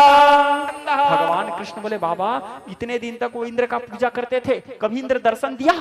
देखो आज साक्षात भगवान खड़े हो गए, जाओ अपने हाथ से भोग लगाओ। इतना बड़ा रूप था भगवान का। भगवान बोले बाबा थोड़े शरीर देख के भोजन दो ना। बोले 5 लड्डू तो कहाँ जाएगा पता ही नहीं चलेगा। तो डलिया के डलिया, छगड़ा के छगड़ा भगवान के मुंह में उड़े ले। भगवान नारायण, भगवान जनार्दन 56 भोग खाए, और 56 भोग खा करके फिर भगवान श्री कृष्ण प्रभु, भगवान श्री गिरिराज गोवर्धन जी वहां अंतर ध्यान हो गए। भगवान कृष्ण सब लोगों को बोले एक काम करते हैं, आज हम सब लोग गिरिराज गोवर्धन की पूजा किए हैं, तो आज हम सब लोग गिरिराज गोवर्धन के नीचे ही विश्राम करते हैं, रात्रि को हरिनाम संकीर्तन करते हैं। इस प्रकार कह के सब गिरिराज गोवर्धन के परिक्रमा किए और वहीं विश्राम किए। विश्राम करने के बाद औगम्य नारदात, नारद जी भी बड़े खाटी आदमी हैं। नारद नाम से ही स्पष्ट, नारद जिसका वचन कभी रद्द ही ना हो, पहुंच गए विश्वजनीन व्यवस्था को व्यवस्थित करने वाले। नारद जी देखे, बोले इंद्र का घमंड खूब बढ़ गया है। नारद जी विचार कि इंद्र के घमंड को कैसे तोड़वाऊं। नारद जी जानते रहते हैं कब किसको कहां पे ले जा करके फिटिंग कर दूं हैं। तो नारद जी पहुंच गए इंद्र को, और इंद्र को जाके कहने लगे इंद्र जानते हो वो नंद का बेटा तुम्हारा पूजा बंद करवा दिया, इतने कालों से चला आ रहा तुम्हारा पूजा बंद हो गया, तुम्हारा धरती लोक में इज्जत नहीं रह गया, पहाड़ पर्वत का इज्जत बढ़ गया है। इंद्र की ईगो हट हो गया। अब इंद्र भी बेचारा असको है जनमा जग माही, कुर्सी का घमंड किसको नहीं होता। मैं नहीं बोल रहा हूं ऐसे भाई, तुलसीदास जी लिखते हैं सुत वित्तलोक सनातीनी यही के मतीय सकृतन मलिनी। प्रतिष्ठा के मोह में अंधा इंद्र क्या किए, चारों मेघों को आदेश दिए, बोले जा करके घोर बारिश करो। ब्रज को बचाने के लिए ब्रह्मा विष्णु महेश भी आ जाएं तो ब्रज को नहीं बचा पाना चाहिए। अब मेघ क्या करें, अपने स्वामी का आदेश पालन करके घोर वर्षा करने लगे। पूरे ब्रजवासी व्याकुल हो गए, और व्याकुल होकर के पूरे ब्रजवासी भगवान कृष्ण के पास आए, कहने लगे पाहि पाहि महायोगिन भक्तानाम भयंकरा त्राहि माम कृष्ण कृपया कृष्ण शरणागत वत्सल। भगवान कृष्ण से कहे गोविंद देखो घोर बारिश हो रहा, प्रलय काल की बारिश हो रहा, हमारी रक्षा करो कृष्ण। जगन्नाथ त्राहि माम जगन्नाथ पाहि माम जगन्नाथ त्राहि माम जगन्नाथ रक्ष माम। भगवान बोले कोई गल नहीं, कोई चिंता नहीं। बोले भगवान सबको लाए, गिरिराज गोवर्धन को भगवान उठाए, अपने बाएं हाथ के कनिष्ठ उंगली, इसको कनिष्ठ बोलते हैं, इसको तर्जनी, इसको मध्यमा, इसको अंगुष्ठ, कनिष्ठ उंगली के नख के अग्रभाग में भगवान उसको धारण किए, और पूरे ब्रजवासियों को उस पर्वत के नीचे आश्रय दिए। भगवान श्री कृष्ण प्रभु सुदर्शन चक्र धारण नहीं किए हैं अभी, वो परशुराम देंगे तब धारण करेंगे, लेकिन सुदर्शन चक्र को आदेश किया, बोले सुदर्शन गिरिराज गोवर्धन के ऊपर में तुम घूमते रहो, और अपने तापमान को 100 सूर्य के समान तापमान बढ़ा के घूमते रहो। बारिश के जल का एक बूंद भी ब्रज में नहीं गिरना चाहिए, पूरे को शोषण कर लो। अब चक्र 1 सूर्य के ताप को आप हम लोग नहीं संभाल सकते गर्मी में, 100 सूर्य के समान ताप बढ़ा करके सहस्त्रारा वाला सुदर्शन घूमने लगे। पानी गिरते गिरते थक गए। कितना गिरेगा, जितना कैपेसिटी रहेगा उतना ही तो गिरेगा। जैसे कि एक गिलास में हम पानी रखे हैं, अब इसको हम गिराएंगे नीचे, गिराएंगे तो उतना ही गिरेगा जितना इसमें भरा है, आखिरी खाली तो होगा। तो चारों मेघ उतने ही बरसे जितना उसमें था क्षमता। दिन 7 रात गिरते गिरते थक गए, लेकिन एक बूंद पानी ब्रज में नहीं आया। आखिरी में मेघ लोग वापस चले गए। भगवान कृष्ण गिरिराज गोवर्धन को नीचे रखे और भगवान कृष्ण को पूरे ब्रजवासी आनंदित हुए, प्रसन्न चित्त हुए और 56 प्रकार के भोग भगवान कृष्ण को लगाए। अब यहां पे आप सब लोगों को एक जानकारी देता हूं। देखो, मेरा काम है आप लोगों को बताना, मानना नहीं मानना आप लोगों के ऊपर है। कई लोग क्या करते हैं, अब आपका श्रद्धा भाई, आप जो चाहे कर सकते हो, ठीक है, मैं आपको टोकने वाला नहीं हूं। हाँ, मैं जो यथार्थ है उसको आप लोगों को बता रहा हूं। आजकल 56 भोग का एक फैशन बन गया है, ठीक है। गणेश जी में भी 56 भोग लगा दे रहे हैं, दुर्गा माता में भी 56 भोग लगा दे रहे हैं, हनुमान जी के पूजा कर रहे हैं उसमें भी 56 भोग लगा दे रहे हैं, और कोई भी देवी देवता के पूजा हो रहा है उसमें 56 भोग लगा दे रहे हैं। सब देवी देवताओं में 56 भोग नहीं लगता, पहले इस बात को समझो। 56 भोग केवल भगवान जगन्नाथ जी में ही लगता है, क्योंकि सभी देवी देवताओं के प्रसाद को प्रसाद कहते हैं, एकमात्र भगवान श्री जगन्नाथ जी के प्रसाद को महाप्रसाद कहते हैं, ठीक है। एकमात्र जगन्नाथ जी के प्रसाद को, सारे देवी देवताओं को प्रभु शब्द से संबोधित किया जाता है, एकमात्र जगन्नाथ जी हैं जिसको महाप्रभु शब्द से संबोधित किया जाता है, ठीक है। तो 56 भोग केवल जगन्नाथ जी में भगवान श्रीमन नारायण में लगता है। क्यों लगता है, क्यों? तर्क आवश्यक है, बाकी में नहीं लगता, इसमें क्यों लगता है, कब से शुरू हुआ? तो कब से शुरू हुआ उसको सुनो। आप लोग कभी जगन्नाथपुरी गए होंगे या जाएंगे, मेरा आश्रय स्थल है वो, मेरे प्राण बसते हैं, हमारा प्राण हमारा वहां बसते हैं। तो जगन्नाथ जी में दिन में 8 बार भोग लगता है। प्रहर कितने होते हैं? 8 प्रहर। दूसरा, एकमात्र भगवान जगन्नाथ जी के ही मंदिर ऐसे है जिसके मंदिर के पट बंद होने का कोई टाइम टेबल नहीं है। जैसे आप लोग कोई भी मंदिर देखना, एक निर्धारित समय रहता है, 8 बजे मंदिर बंद, सुबह इतना समय मंदिर खुलेगा, कोई मंदिर 9 बजे बंद, कोई मंदिर 10 बजे बंद। जगन्नाथ जी के मंदिर के पट बंद होने का कोई टाइम नहीं रहता। आप 1 बजे रात को भी जाओगे तो मंदिर का द्वार खुला रहता है, 2 बजे रात को भी अचानक पहुंच गए तो मंदिर का द्वार खुला रहता है। 365 के 365 दिन कोई ना कोई वहां उत्सव उमंग चलते ही रहता है भगवान जगन्नाथ जी का। आप लोग केवल रथ यात्रा महापर्व को ही जानते हो, बाकी पर्वों के बारे में जानकारी नहीं है। 365 दिन वहां पर्व रहता है जगन्नाथ जी का, ठीक है। प्रतिदिन आप कभी भी जाओ वहां कोई ना कोई पर्व चलते रहेगा। अभी वर्तमान में जगन्नाथपुरी में चंदन यात्रा चल रहा है, जगन्नाथ जी के पवित्र चंदन यात्रा। जैसे चंदन यात्रा विश्राम होगा, भगवान श्री जगन्नाथ जी के पवित्र देवी स्नान यात्रा होगा। जैसे देवी स्नान यात्रा विश्राम होगा, फिर पवित्र रथ यात्रा होगा। रथ यात्रा जैसे भी चलते रहेगा, बीच में हेरा पंचमी यात्रा। हेरा पंचमी यात्रा में महालक्ष्मी जी मनाए जगन्नाथ जी से लड़ने जाती है। उसके बाद जैसे हेरा पंचमी यात्रा बीतेगा, फिर पवित्र बाहुड़ा यात्रा, फिर हरिशयन यात्रा। ऐसे भगवान के क्रमशः यात्रा चलते ही रहते हैं। तो भगवान में दिन में 8 बार भोग लगता है। तो कृष्ण जी 7 दिन 7 रात पर्वत को उठा के रखे थे, ठीक। एक दिन में 8 प्रहर, 7 दिन में कितना प्रहर हुआ? ठीक, समझ आ गया? इसीलिए 56 भोग लगता है भगवान में। एक दिन में 8 प्रहर, तो 7 दिन में कितना प्रहर हुआ? 56 प्रहर।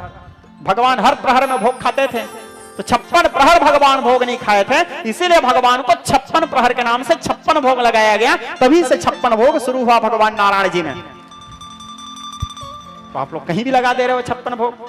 महालक्ष्मी जी में 10 प्रकार के भोग का विधान है। हमारे उत्कल संस्कृति के अनुसार जब सुदशा व्रत करते हैं, भगवती महालक्ष्मी जी का पूजा करते हैं, उस समय माता महालक्ष्मी में 56 भोग लगाते हैं। अनेक प्रकार से रीति नीति है श्रोता समाज। अब आप लोग श्रद्धा से किसी भी को भी लगाओ, या आप लोगों के व्यक्तिगत विचार है, मैं अपने तर्क बताया आप लोगों को। ये तो मानो न मानो खुशी आपकी, हम तो परदेसी, कल अपने घर जाएंगे, कल रात को तो हम रवाना हो जाएंगे।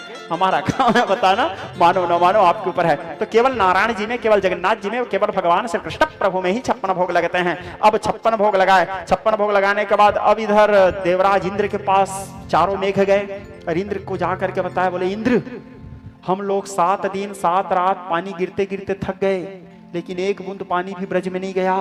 समझ नहीं आया हमारा पानी जा कहां रहा था। इंद्र भी बड़ा माइंडेड आदमी है, देवताओं के मुखिया बन के बैठा है, तो छोटा मोटा तो राजनीति दिमाग नहीं होगा उसके पास है। यहाँ गांव के एक सरपंच बनने के लिए कितना माथा पच्ची करना पड़ता है। वो पूरे देवताओं का राजा है, अमरावतीपुरी में रहते हैं, स्वर्ग में। इंद्र विचार किया, बोले आहा, मैं गलत जगह भिड़ गया, बोला गलत जगह पंगा ले लिया। बोला राजनीति का पहला सूत्र कहता है, बलवान व्यक्ति के साथ कभी बैर मत करो। बलवान के साथ बैर करोगे बेमौत मारे जाओगे। या तो जिसको देख रहे हो आप ये बलवान है, या तो उसके साथ मित्रता कर लो, या तो उसके दासत्व स्वीकार कर लो, या तो उसको अपने कका बड़ू ममा फूफा कुछ भी बना लो, ठीक है, उसके साथ मैत्री कर लो। बलवान के साथ बैर करोगे बेमौत मारे जाओगे। इंद्र चाणक्य जी का यह सिद्धांत है। इंद्र विचार किया, बोले कृष्ण तो बलवान है, मैं कृष्ण का कुछ नहीं बिगाड़ सकता, कृष्ण मेरा सब कुछ बिगाड़ सकता है, और उसके साथ मैं मैत्री भी नहीं कर सकता। बोले मित्रता तो बराबर वालों के साथ होता है, उसका मेरा कहां से मित्रता है? एक काम करता हूं, चुपचाप सरेंडर हो जाता हूं, बच जाऊंगा। श्रवण सुजसु सुनियायो।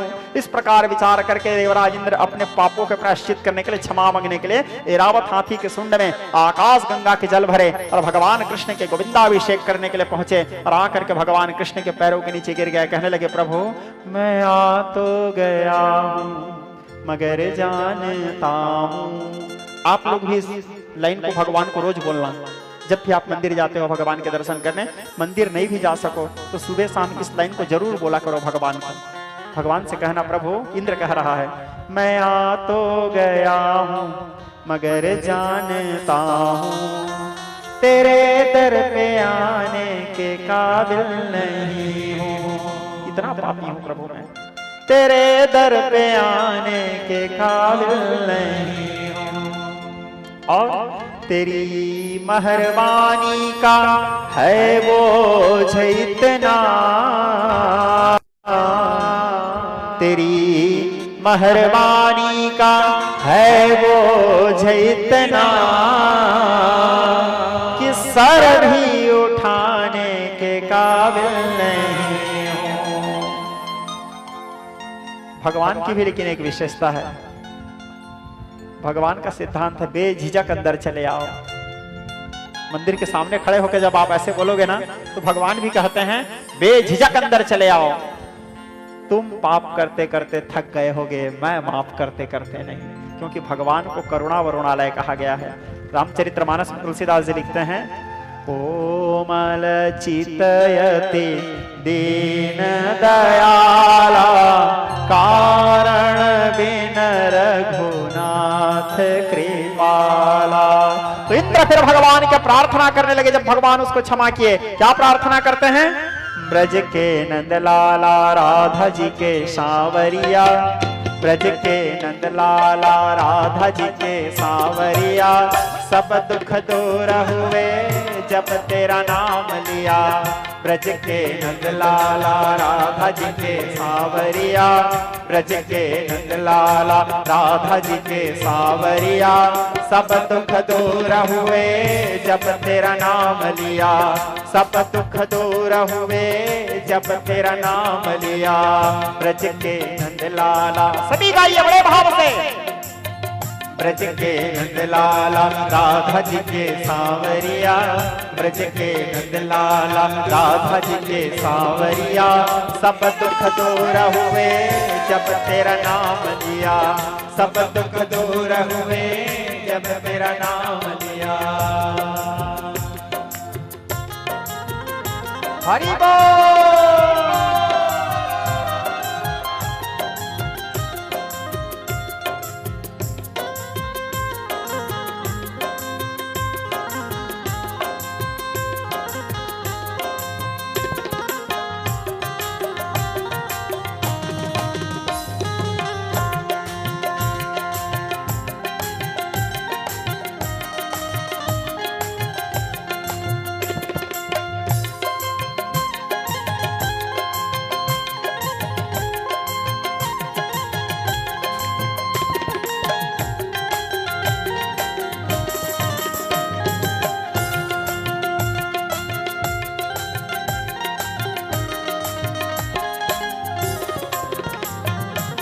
सब दुख दूर हुए जब तेरा नाम लिया, सब दुख दूर हुए जब तेरा नाम लिया, सब दुख दूर हुए जब तेरा नाम लिया, सब दुख दूर हुए जब तेरा नाम लिया। ब्रज के नंदलाला राधा जी के सांवरिया, ब्रज के नंदलाला राधा जी के सांवरिया, सब दुख दूर हुए जब तेरा नाम लिया, सब दुख दूर हुए जब तेरा नाम लिया। राधे। वाह, आप लोग बोल नहीं रहे हो भाई, एक दिन तो और बोलना है, कब बोलोगे फिर? मेरे तक आवाज आना चाहिए। कृष्णा ऐसे आप लोग बोलोगे। चलो कृष्णा। बीच वाले भाई लोग नहीं बोल रहे हो यार। चलो आरती करो, कथा विश्राम करेंगे। सबको बोलना है, ठीक है? दोनों हाथ उठा के राधे राधे राधे राधे राधे राधे राधे राधे राधे राधे राधे राधे राधे राधे राधे राधे राधे राधे राधे। दोनों हाथ उठा के तालियों से सेवा करते रहे। हरि बोल।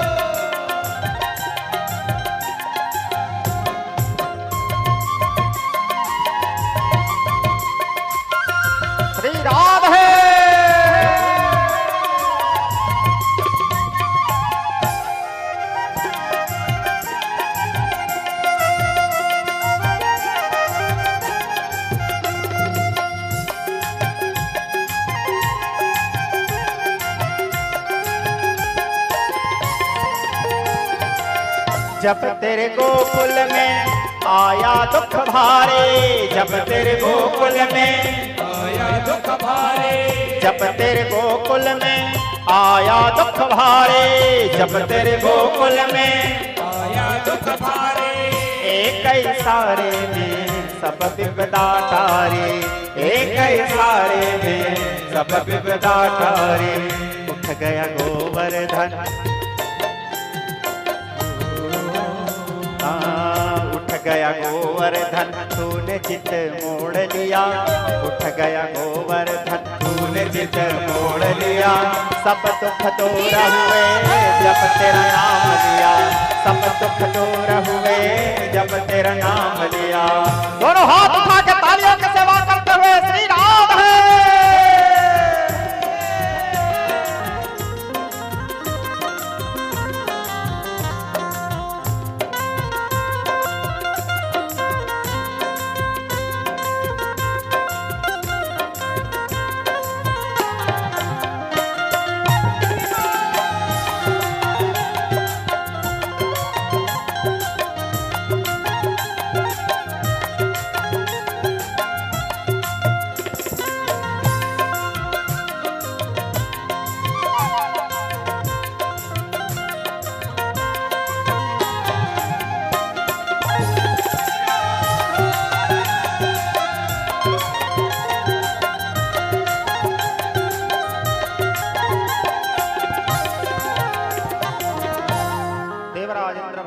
प्रार्थना किए, भगवान उसको क्षमा किए। क्षमा करने के बाद इंद्र अपने इंद्रलोक प्रस्थान किए।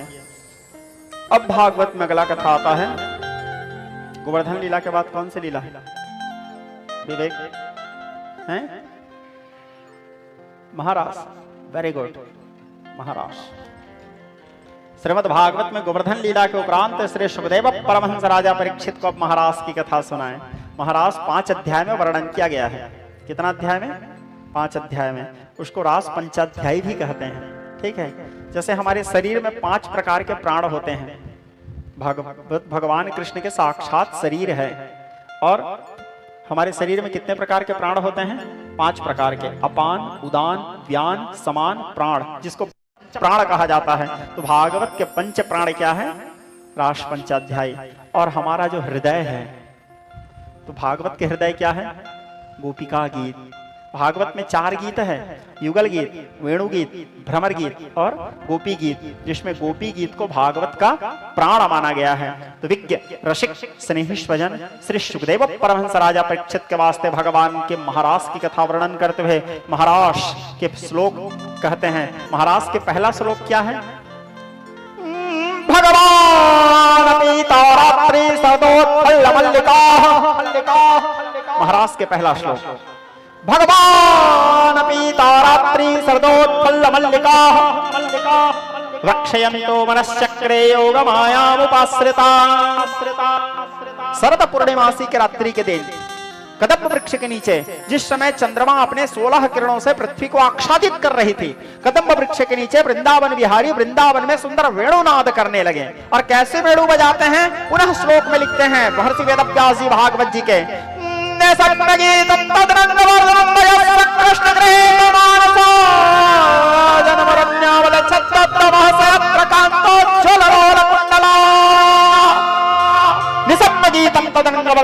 भगवान श्री कृष्ण प्रभु के बंसी के ध्वनि सुन करके गोपियों के कानों के मकराकृत कुंडल हिलने लगे मध्य रात्रि के समय।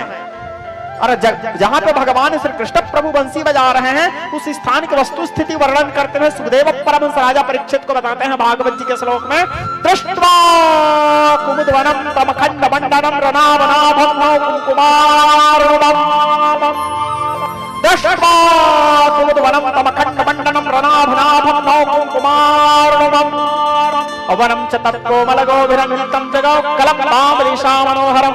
कदम्ब वृक्ष के नीचे एक तरफ यमुना जी बह रही है मंद मंद, और ऊपर से आकाश मार्ग से मंद मंद जल धारा, मंद मंद जल की धारा बह रही है। वृंदावन विहारी वृंदावन में सुंदर वेणुनाद कर रहे हैं। कैसे वेणु बजा रहे हैं, भगवान के सौंदर्य कैसे, भगवान के रूप कैसे, बंसी बजाते समय टेढ़ा चितवन कस्तूरी के तिलक लगाए हुए हैं, शरद मयंक बदन छवि सीवा, चारु कपोल चिबुक दर ग्रीवा, अलौकिक कोटि मनोज लजावन हारे, नासा तिलक को वर्ण पारे। गोस्वामी तुलसीदास जी लिख रहे हैं मानस में, अलौकिक सौंदर्य श्याम वर्ण है, पट पीतांबर धारण किए हुए हैं, टेढ़ा मोर पंख लगाए हुए हैं, टेढ़ा चितवन, टेढ़ा खड़े हैं, मुरली भी टेढ़ा धारण किए हैं, और भगवान वेणु बजा रहे हैं। कहां, यमुना नदी के पुलीन में। ब्रह्मादि जैसा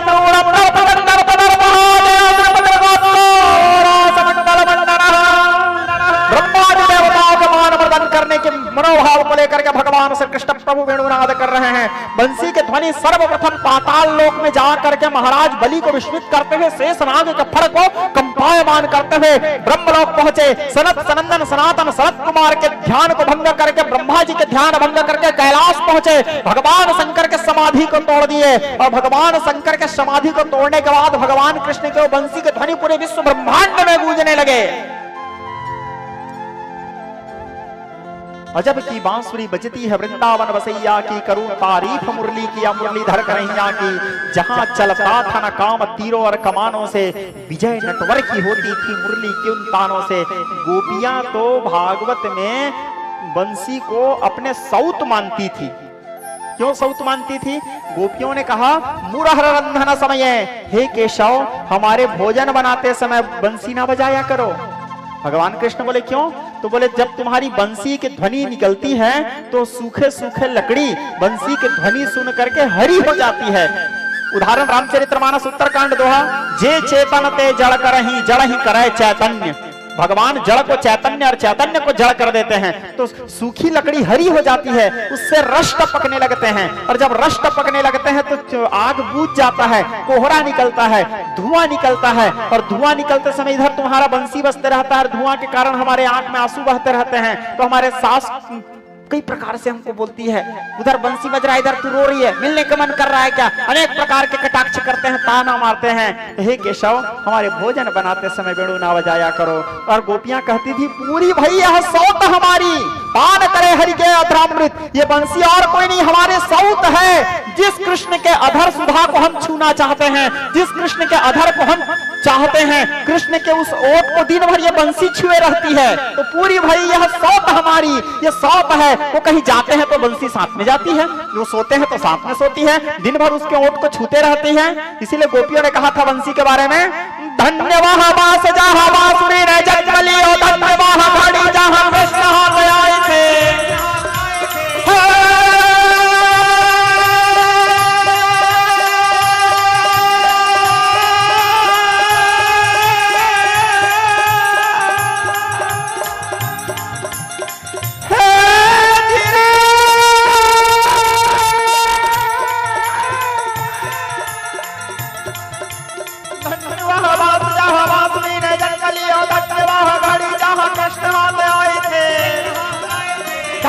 वह घड़ी जहाँ कृष्ण संग खेल कियो, धन्य वह घड़ी जहाँ ललिता सुहाए थे।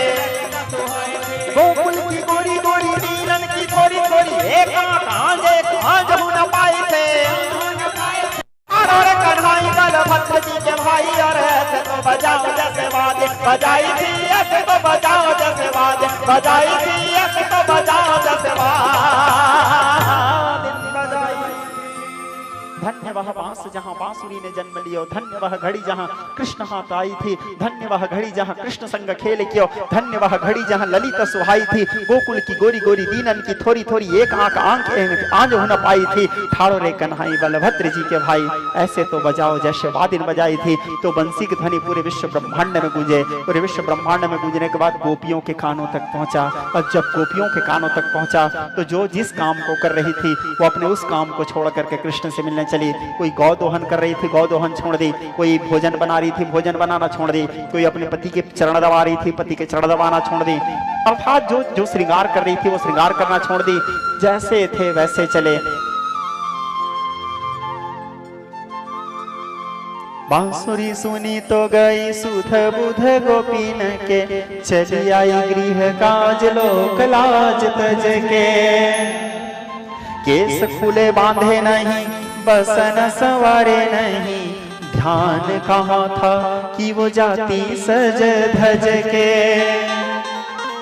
गौ का दोहन छोड़ा, किसी ने भोजन छोड़ा, किसी ने शयन छोड़ा, मन भज के। कामिनी के संग काम, काम न जगाए काम, छोड़ आए काम हरि बांसुरी में बंध के। देखते देखते निधिवन में अर्थात उस रास मंडल में भगवान कृष्ण के सामने सारे गोपियों के समूह एकत्र हो गए। सब गोपी पहुंच गए, लेकिन जिसको पहुंचना था वो नहीं पहुंची है। कौन? रासेश्वरी वृंदावन वृंदा कृष्ण बावंग शंभुता। तो भगवान कृष्ण राधा को बुलाने के लिए फिर अलग से बंसी बजाए राधा के लिए। अब राधा चली कृष्ण से मिलने। बंसी सुन करके राधा के मिलने की गति कैसा, राधा के मिलने के तरीका कैसा। है अंतर में प्रेम राधा, तोड़ के सारे बंधन बाधा। वेदवती सरिता सी राधा, प्रेम के सिंधु समाने चली है। अंतर में प्रेम राधा, तोड़ के सारे बंधन बाधा। वेदवती सरिता सी राधा, प्रेम के सिंधु समाने चली है। आए झंझावात के झोंके, विषधर राह भलही रोके। कृष्ण के जोगन कृष्ण के होके, प्रीत के रीत निभाने चली है। प्रीत की रीत निभाने चली है। राधा भी पहुंची। सभी गोपियों सहित राधा को देखने के बाद भगवान श्री कृष्ण प्रभु कहे सभी को, स्वागतम में महाभागः प्रियम किम कुर्वाणि सह। ऐ गोपियों आओ, मैं तुम सभी का स्वागत करता हूं। उसके बाद फिर गोपियों से कहे, गोपियां कैसे आना हुआ फिर इतने रात को, जबकि खुद ही बुलाए हैं बंसी बजा बजा के, और पूछते हैं कैसे आना हुआ इतने रात को। गोपियां कहती अब आप बुलाए हो, आप जानो क्यों बुलाए हो। भगवान कृष्ण बोले ठीक। भगवान कृष्ण बोले, दृष्ट्वा कुसुमितम राकेश कर रंजितम। ऐसे ही तो है क्या महाराष्ट्र में? दृष्ट्वा कुसुमितम राकेश कर रंजितम। देखो चारों ओर वन की शोभा को, देखो चंद्रमा के शोभा को। आज शरद पूर्णिमासी की चंद्रमा क्या सुंदर अपने 16 किरणों से पृथ्वी को आच्छादित कर रही है। गोपियों ने देखा चारों ओर वन की शोभा को। भ्रमर कोई कुमुदनी पर मचल बैठा तो हंगामा। इससे आगे गाऊंगा तो फिर हंगामा हो जाएगा। ठीक है, तो भ्रमर वहां गुंजायमान हो रहे थे। यमुना के नद्यः प्रसन्न सलिला, नदियों का जल स्वच्छ हो गया था, पवित्र हो गया था। 3 प्रकार के पवन एक साथ प्रवाहित हो रहे थे। बहई सुहावन त्रिविध समीरा, भई यमुना अति निर्मल नीरा। तो गोपियों ने चारों ओर वन की शोभा को देखा। फिर भगवान कृष्ण कहे, एक काम करो गोपियां, रजन्येषा घोर रूपा घोर सत्व निवेशिता, ये आधा रात के समय अपने अपने पति को छोड़ करके मेरे पास आए हुए अधर्म हैं, वापस लौट जाओ। ये वापस लौट जाओ शब्द जो था गोपियों के लिए बड़ा अप्रिय शब्द था, क्योंकि वो तो अपना सब कुछ छोड़ के कृष्ण के पास आई थी। बड़ा प्रिय शब्द था। गोपियां कहती है, ठीक है, आप बोले ना अपने अपने पति के पास चले जाओ, ठीक है हम चले जाएंगे, लेकिन हम आए भी तो सही जगह हैं। बोले भगवान कृष्ण बोले, मैं समझा नहीं। गोपियां कहती है, एक प्रश्न पूछें गोविंद? भगवान कृष्ण बोले, हाँ पूछो। तो बोले, प्रश्न यह है गोविंद कि प्रश्न को ध्यान से समझना आप सभी लोग, उतरने के बाद मैं भी पूछूंगा आप लोगों को, ठीक है? गोपियां कहती हैं, गोविंद एक अखंड पातिव्रता नारी वो अपने पति को देखे बिना ना तो भोजन करती थी, ना पति को देखे बिना जीती थी। सो के उठती थी तो पति को देखती थी, सोती थी तो पति को देख के सोती थी, भोजन करती थी तो पति को भोग लगा के भोजन करती थी, रोज पति को लगाती थी, पति का आरती करती थी, अपने पति के अतिरिक्त पर पुरुष को आंख उठा के भी नहीं देखती थी। अखंड पातिव्रता, एक ही धर्म एक व्रत नियमा, काया वचन मन पति पद प्रेमा, जो माता अनुसुईया सीता जी को शिक्षा देती है अरण्य कांड रामचरितमानस में, ऐसे पातिव्रत धर्म पालन करने वाली थी। लेकिन उनके घर की आर्थिक स्थिति थोड़ा कमजोर था। ये गोपी लोग बता रहे हैं कृष्ण को, उसके घर की आर्थिक स्थिति थोड़ा कमजोर था। अब उसके पति को धन कमाने के लिए थोड़ा सा बाहर जाना पड़ा, तो उसके पति धन कमाने के लिए बाहर जाने लगे, तो उसकी पत्नी रोने लगी।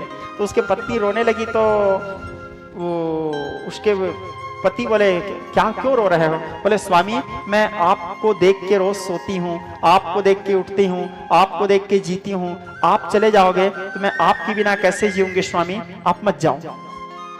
तो उसके पति क्या कहिए? बोले, देखो देवी, छोटे छोटे बच्चे हैं, घर का पालन पोषण भी करना है, और सबसे जीवन में आवश्यक है धन, धन नहीं रहेगा तो कैसे जिएंगे? एक काम करो, अपना एक छाया चित्र, अपना एक चलचित्र, अपना एक फोटो दे दिए अपने पत्नी को। बोले, एक काम करो, मेरे आते तक इसी फोटो को चंदन लगाना, इसी फोटो को सिंदूर लगाना, इसी फोटो को पूजा करना, इसी को भोग लगाना, और इसी को देख के जीना, इसी को देख के सोना। इस प्रकार कह करके अपने एक सुंदर फोटो अपने पति को दे करके उसके पति वो पातिव्रता नारी को देके चले गए। अब वो पातिव्रता नारी अपने पति के अनुपस्थिति में उसी फोटो को रोज पूजा करती थी, चंदन लगाती थी, आरती करती थी, उसी को देख के उठती थी, उसी को देख के सोती थी। ऐसे करते करते 4 साल समय बीता। कितना साल? 4 साल। 4 साल समय बीतने के बाद अब उसके पति वापस आए, बहुत से धन कमा के बाहर से, विदेश से। जब बहुत से धन कमा के वापस आए तो उस समय उसके पत्नी जो थी उस फोटो के पूजा करने बैठी थी, उसके पति के फोटो की जो दे के गए थे, चंदन लगा रही थी, आरती कर रही थी। उतने ही समय उसके पति पहुंचे और पहुंच करके दरवाजा खटखटाने लगे। बोले, खोलो जी, हम आ गए। अब वो पातिव्रता नारी बड़े धर्म संकट में पड़ गई। क्या धर्म संकट? अब वो पूजा को छोड़ करके वो पति के लिए दरवाजा खोलने जाए, या पति के लिए दरवाजा बाद में खोले, पहले पूजा संपन्न करें? भगवान कृष्ण बोले, कैसे बात करते हो, कैसे धर्म संकट? बोले, धर्म संकट है कृष्ण, इतने दिन तक पति नहीं थे तो वही फोटो उसका सहारा था, उसी फोटो को देख के जी है, वो फोटो उसको जीने का सहारा दिया है। तो क्या स्वार्थी जैसे आज पति मिल गया तो फोटो को छोड़ देगी और पति के लिए दरवाजा खोलने चले जाएगी? ये भी तो दोष है ना कृष्ण। पहले पूजा संपन्न करना तो उसका कर्तव्य है, जो फोटो उसको इतने दिन तक 4 साल तक सहारा दी है, उसके साथ खड़े रहना उसका धर्म है, दायित्व है। भगवान कृष्ण बोले, हाँ नहीं बोल रहे, दायित्व है। फिर गोपियां कहती है, पति दरवाजा में खड़े इंतजार कर रहे हैं, पत्नी खड़े हो बैठ करके पूजा कर रही है, तो क्या ये दोष नहीं है कृष्ण? ये पति का अपमान नहीं है? ये भी तो अपमान है पति का। भगवान कृष्ण बोले, हाँ ये भी तो अपमान है। तो बोले, अब आप बताओ कृष्ण, प्रश्न यही था कि वहां पे अब उस पातिव्रता नारी को क्या करना चाहिए? उस फोटो को देखना चाहिए या फोटो को छोड़ करके पति के लिए दरवाजा खोलने जाना चाहिए? पति के लिए दरवाजा खोलने जाती है तो उस फोटो का अपमान है, जो फोटो उसको 4 साल तक के जीने की उम्मीद दिया है, जिसके सहारे में वो जी है। और वो यदि वो फोटो को छोड़ करके चले जाती है पति के लिए दरवाजा खोलने, तो फोटो का अपमान। और यदि पति के लिए दरवाजा खोलने नहीं जाते हैं तो ओरिजिनल पति का अपमान। द्वार में खड़े तुम्हारे इंतजार करते बैठे हैं, तुम पूजा कर रहे हो, क्या करना चाहिए? भगवान कृष्ण बोले, बड़े सरल उत्तर है। बोले, गोपियां बोली, क्या उत्तर है? बोले, उत्तर यही है, असली मिल गया तो नकली को छोड़ो ना। बोले, जब असली मिल ही गया है, नकली को छोड़ो, वो असली रहेंगे तो वैसे वैसे 10 फोटो, असली रहेंगे तो वैसे वैसे 10 फोटो, लेकिन वो फोटो रहेगा तो वैसे वैसे 10 असली नहीं मिल जाएंगे। तो असली मिल गया तो नकली को छोड़ो। गोपियां कहती है हम भी तो वही कर रहे हैं कृष्ण, असली मिल गया तो नकली को छोड़ के आ गए। बोले वो लोग तो हमारे शरीर के पति हैं, किल बंधुरात्मा, आप हमारे आत्मा के पति हो। न जाने कितने बार हम जन्म लिए हैं, कितने बार शरीर धारण किए हैं, सूकर कुकर आदि योनि को प्राप्त किए हैं, कितने बार नर्तन मिला है, हर बार एक नया शरीर, हर बार एक नया कपड़ा। शरीर को कपड़े ही तो बोले हैं भगवान कृष्ण प्रभु भगवती भगवत गीता में, वासांस जीर्णानि यथा विहाय। जिस प्रकार मनुष्य पुराने वस्त्र को त्याग कर नए वस्त्र धारण करता है, ठीक उसी प्रकार यह आत्मा पुराने शरीर को छोड़ करके नए शरीर धारण करता है। तो कितने बार कितने शरीर मिला, कितने शरीर का कितने पति हुए, लेकिन आप तो कितने नहीं हुए। आप तो शुरू भी एक ही थे, आज भी हो, आगे भी वही रहोगे, क्योंकि हम तो आपके अंश हैं गोविंद। ईश्वर अंश जीव अविनाशी, रामचरितमानस। चेतन अमल सहज सुख राशि, परवश जीव सौवस भगवत्ता। जीव अनेक एक श्रीकंता, जगत प्रकाश प्रकाश करामो। मायाधीश ज्ञान गुणधाम, दीप शिखा उत्तरकांड। सोहमस्मृति वृत्त्यखंडा, दीप शिखामणि परम प्रचंडा। आत्म अनुभव सुख प्रकाशा, तह भव भेद मूल भ्रमनाशा। भगवान कृष्ण गोपियों के तर्क में हार गए। उसके बाद बोले चाहते क्या हो तुम। गोपियों के अंदर केवल 3 चाह था, कर सरोरुहम, कांत कामदम, सिर सिरेहिना, श्री करग्रहम। अपने चरण कमल हमारे वक्षस्थल पे रख दो, अपने चरण कमल हमारे वक्षस्थल पे रख दो, अपने कर कमल हमारे सिर के ऊपर रख दो, और अपने अधरामृत का पान कराओ। धरायाम अमृतम इति अधरामृतम, अधरामृत का पान कराओ। भगवान बोले ठीक। अब गोपियों के साथ महाराज की तैयारी हुआ। गोपियां मंडलाकार में खड़ी हुई, गोल घेर के खड़ी हुई, बीच में भगवान कृष्ण। जैसे महाराज शुरू होने ही वाला था, कृष्ण के अंदर सहसा ख्याल आया, ये जो गोपियां मेरे से इतना प्रेम करती हैं, दुनिया वालों को कैसे पता चलेगा। दुनिया को पता भी तो चलना चाहिए प्रेम क्या है। अनिर्वचनीयम प्रेम स्वरूपम। तो गोपियों के भगवान कृष्ण अपने सृजन मोहिनी योग माया का संचार किए। भगवान के 3 प्रकार के माया हैं, संभवी माया, वैष्णवी माया, त्रिगुणमयी माया जिसको बोलते हैं, और एक सृजन मोहिनी योग माया। संभवी माया के द्वारा दैत्यों के विनाश करते हैं, वैष्णवी माया के द्वारा लोगों को आनंद प्रदान करते हैं, और सृजन मोहिनी योग माया के द्वारा भगवान अपने सारे लीला मंचन के कार्य को संपादित करते हैं। तो सृजन मोहिनी योग माया का संचार किए और गोपियों के अंदर में अहंकार उत्पन्न करवा दिए। गोपियों को अहंकार नहीं हुआ था, गोपियां तो शुद्ध थी। गोपियों के अंदर अहंकार उत्पन्न कृष्ण ने करवा दिए, और जैसे अहंकार उत्पन्न करवाए तुरंत फिर गोपियां सोचने लगी। क्या सोचने लगी? हम नहीं होते तो महाराज नहीं होता। गोपियों के अंदर भाव आ गया, सूक्ष्म हम नहीं होते तो महाराज नहीं होता। कृष्ण हमारे प्रति आसक्त हैं, कृष्ण हमारे बिना महाराज नहीं कर पाएंगे। भगवान कृष्ण बोले सब ठीक है, अभिमान ठीक नहीं। सर्वविदित है, जहां मान है अभिमान है वहां भगवान नहीं। भगवान के कार्य कभी किसी के बिना नहीं रुकता। श्रोता समाज, भगवान अपने आप में पूर्णमदः पूर्णमिदं पूर्णात् पूर्णमुदच्यते पूर्णस्य पूर्णमादाय पूर्णमेवावशिष्यते। वो अपने आप में पूर्ण भी नहीं, परिपूर्ण भी नहीं, संपूर्ण है। तो विज्ञ स्नेहिष्वजन, गोपियों के अंदर जैसे अभिमान उत्पन्न हुआ, तुरंत भगवान क्या किया, वहां से अंतर ध्यान हो गए। जैसे कृष्ण अंतर ध्यान हो गए, तब फिर गोपियां देखी कृष्ण को ना पा करके गोपियां रुदन करने लगी, विलाप करने लगी, चिल्लाने लगी, रोने लगी। क्योंकि जब तक कोई चीज हमारे पास रहता है ना श्रोता समाज, हमको उसका महत्व पता नहीं चलता। लेकिन वही चीज जब हमसे दूर हो जाए या हमको उससे दूर कर दे, तब हमको उसका महत्व पता चलता है कि अरे मैं क्या कर बैठा, मैं कहाँ आ गया। जैसे किसी कमरे में लाइट रहता है, अभी जैसे यहाँ स्टेज में लाइट जल रहा है, इधर 3 ऊपर 4, यहाँ बैठे हुए किसी श्रोता का ध्यान इस लाइट में नहीं गया होगा। सब लोग केवल मेरे ही को देख रहे हो।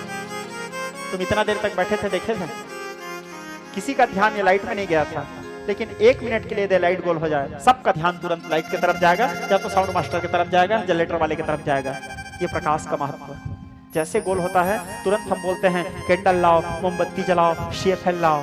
प्रकाश का महत्व जब तक कोई चीज हमारे पास रहता है हमको उसका महत्व पता नहीं चलता, लेकिन जब वही चीज हमसे दूर चला जाता है तब हमको उसका महत्व पता चलता है। आहा, अब गोपियां कृष्ण को न पा करके फिर कृष्ण के वियोग में रुदन करने लगी, विलाप करने लगी, प्रलाप करने लगी और कृष्ण को ढूंढने लगी। यहीं से श्रीमद् भागवत में गोपी गीत का शुभारंभ होता है। अब गोपी गीत आरंभ किए सुखदेव परमहंस। गोपी गीत को भागवत का प्राण माना गया है। श्रोता समाज, ऐसा बताया जाता है यदि कोई व्यक्ति गोपी गीत को मात्र सुन लेता है तो उसको संपूर्ण भागवत पढ़ने का और सुनने का फल प्राप्त हो जाता है। यह है गोपी गीत का महत्व। गोपी गीत को भागवत का प्राण माना गया है। भागवत साक्षात भगवान कृष्ण के प्राण माना गया है गोपी गीत को। जो व्यक्ति नित्य गोपी गीत का पाठ करते हैं वो व्यक्ति जन्म और मृत्यु के भव बंधन से मुक्त हो जाते हैं।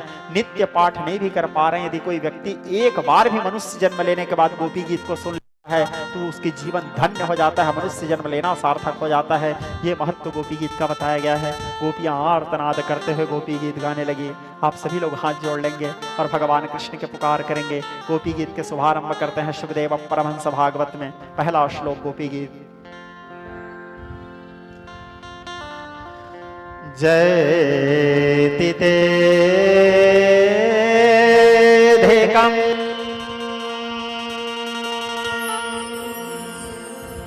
जन्मना व्रज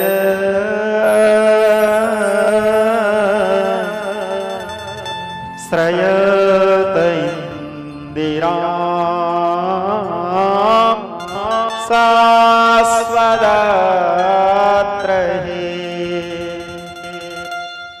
दया दृश्यता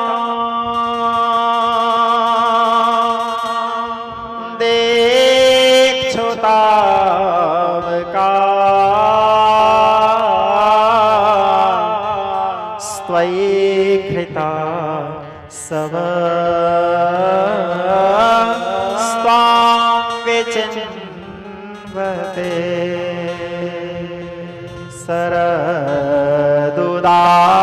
सरदुदासये साधुजात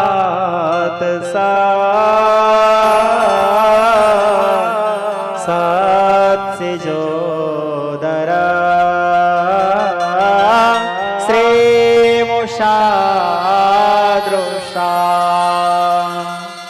सुरधना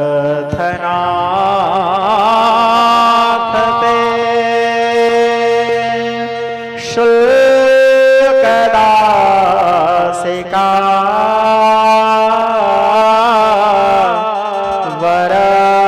वरदनिध्यं तो नेह किंवद विसजलाप्यया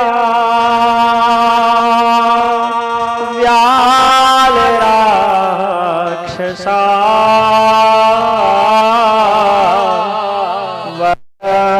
वसमारुता वैद्युतानला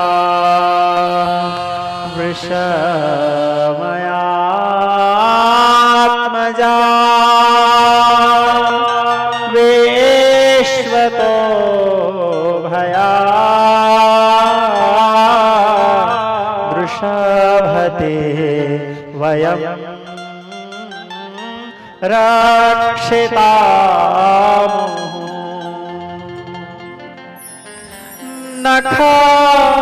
नखलगोपिका नन्दनो भवान्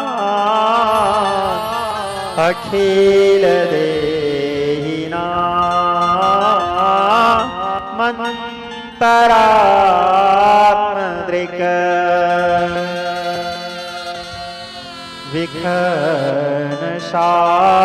विघ्नशार्थितो विश्वगोप्तये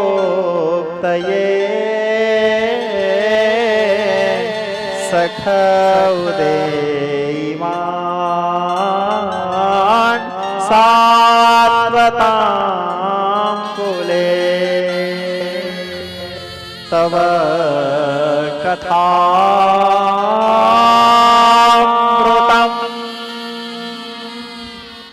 त्वाप्तजीवनम्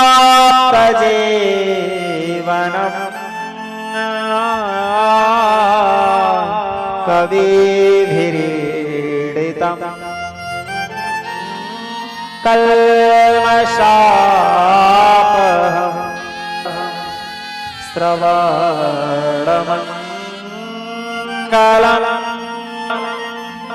श्रीमदाततम्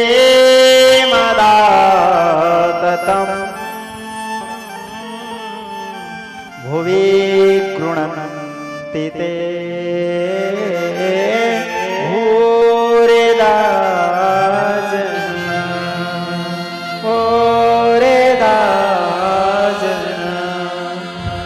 आर्तनाद करती हैं, गोपी गीत गान करती हैं। गोपी गीत भगवान कृष्ण को बड़े प्रिय हैं, प्राणों के समान प्रिय हैं। गोपी गीत सुनने के बाद जब गोपियों के पुकार किए, बहुविधि विनय खिन्नत ही काला, प्रगटे प्रभु कौतुकी कृपाला।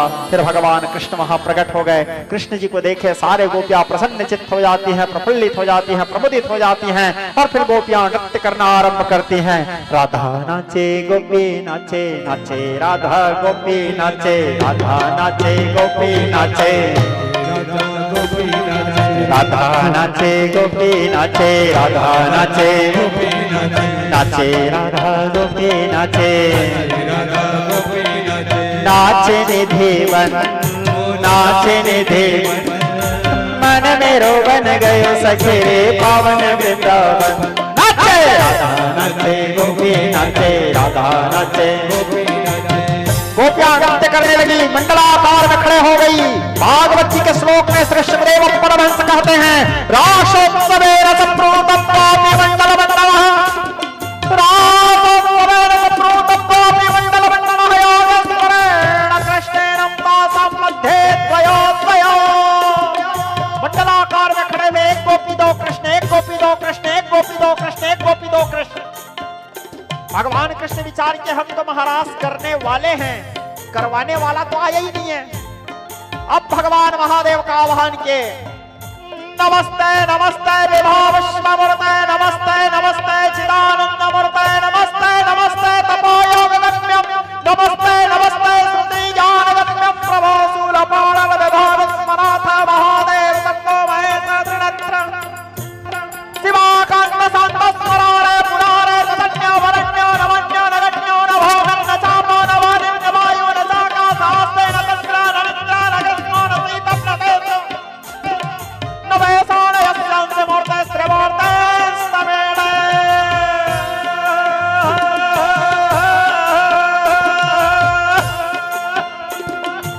मधुरे मुरली बाजे मोहन के, यमुना तटवन से बाजे हो श्याम।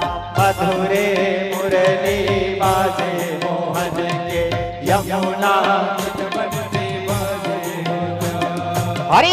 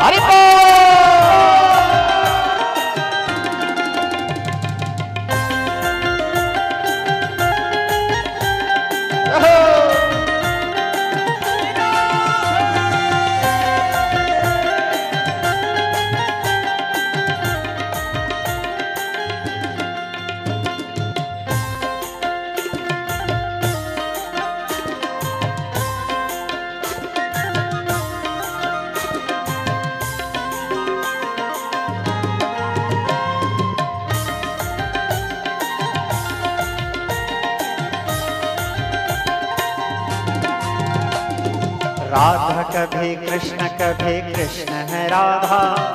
महाराज में क्या होने लगा, राधा कभी कृष्ण है राधा, रूप रस रहस्य योग रास में साधा साधा। राधा कभी कृष्ण है राधा, रूप रस रहस्य योग रास में साधा।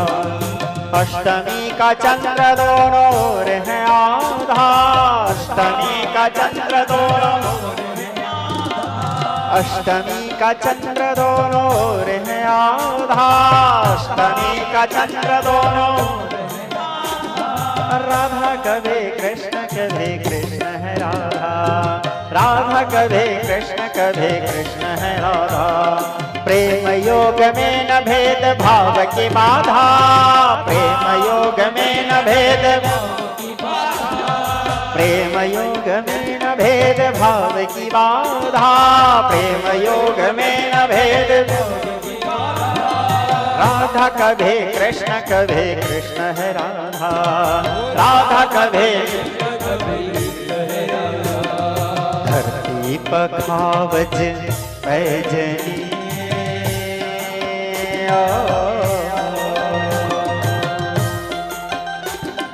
धरती पखावज पैजनी, अंबर में वीणा की तार, प्रवाहित स्वर धारा अनुपम, रास की रसवंती सरगम, प्रवाहित स्वर धारा अनुपम, रास की रसवंती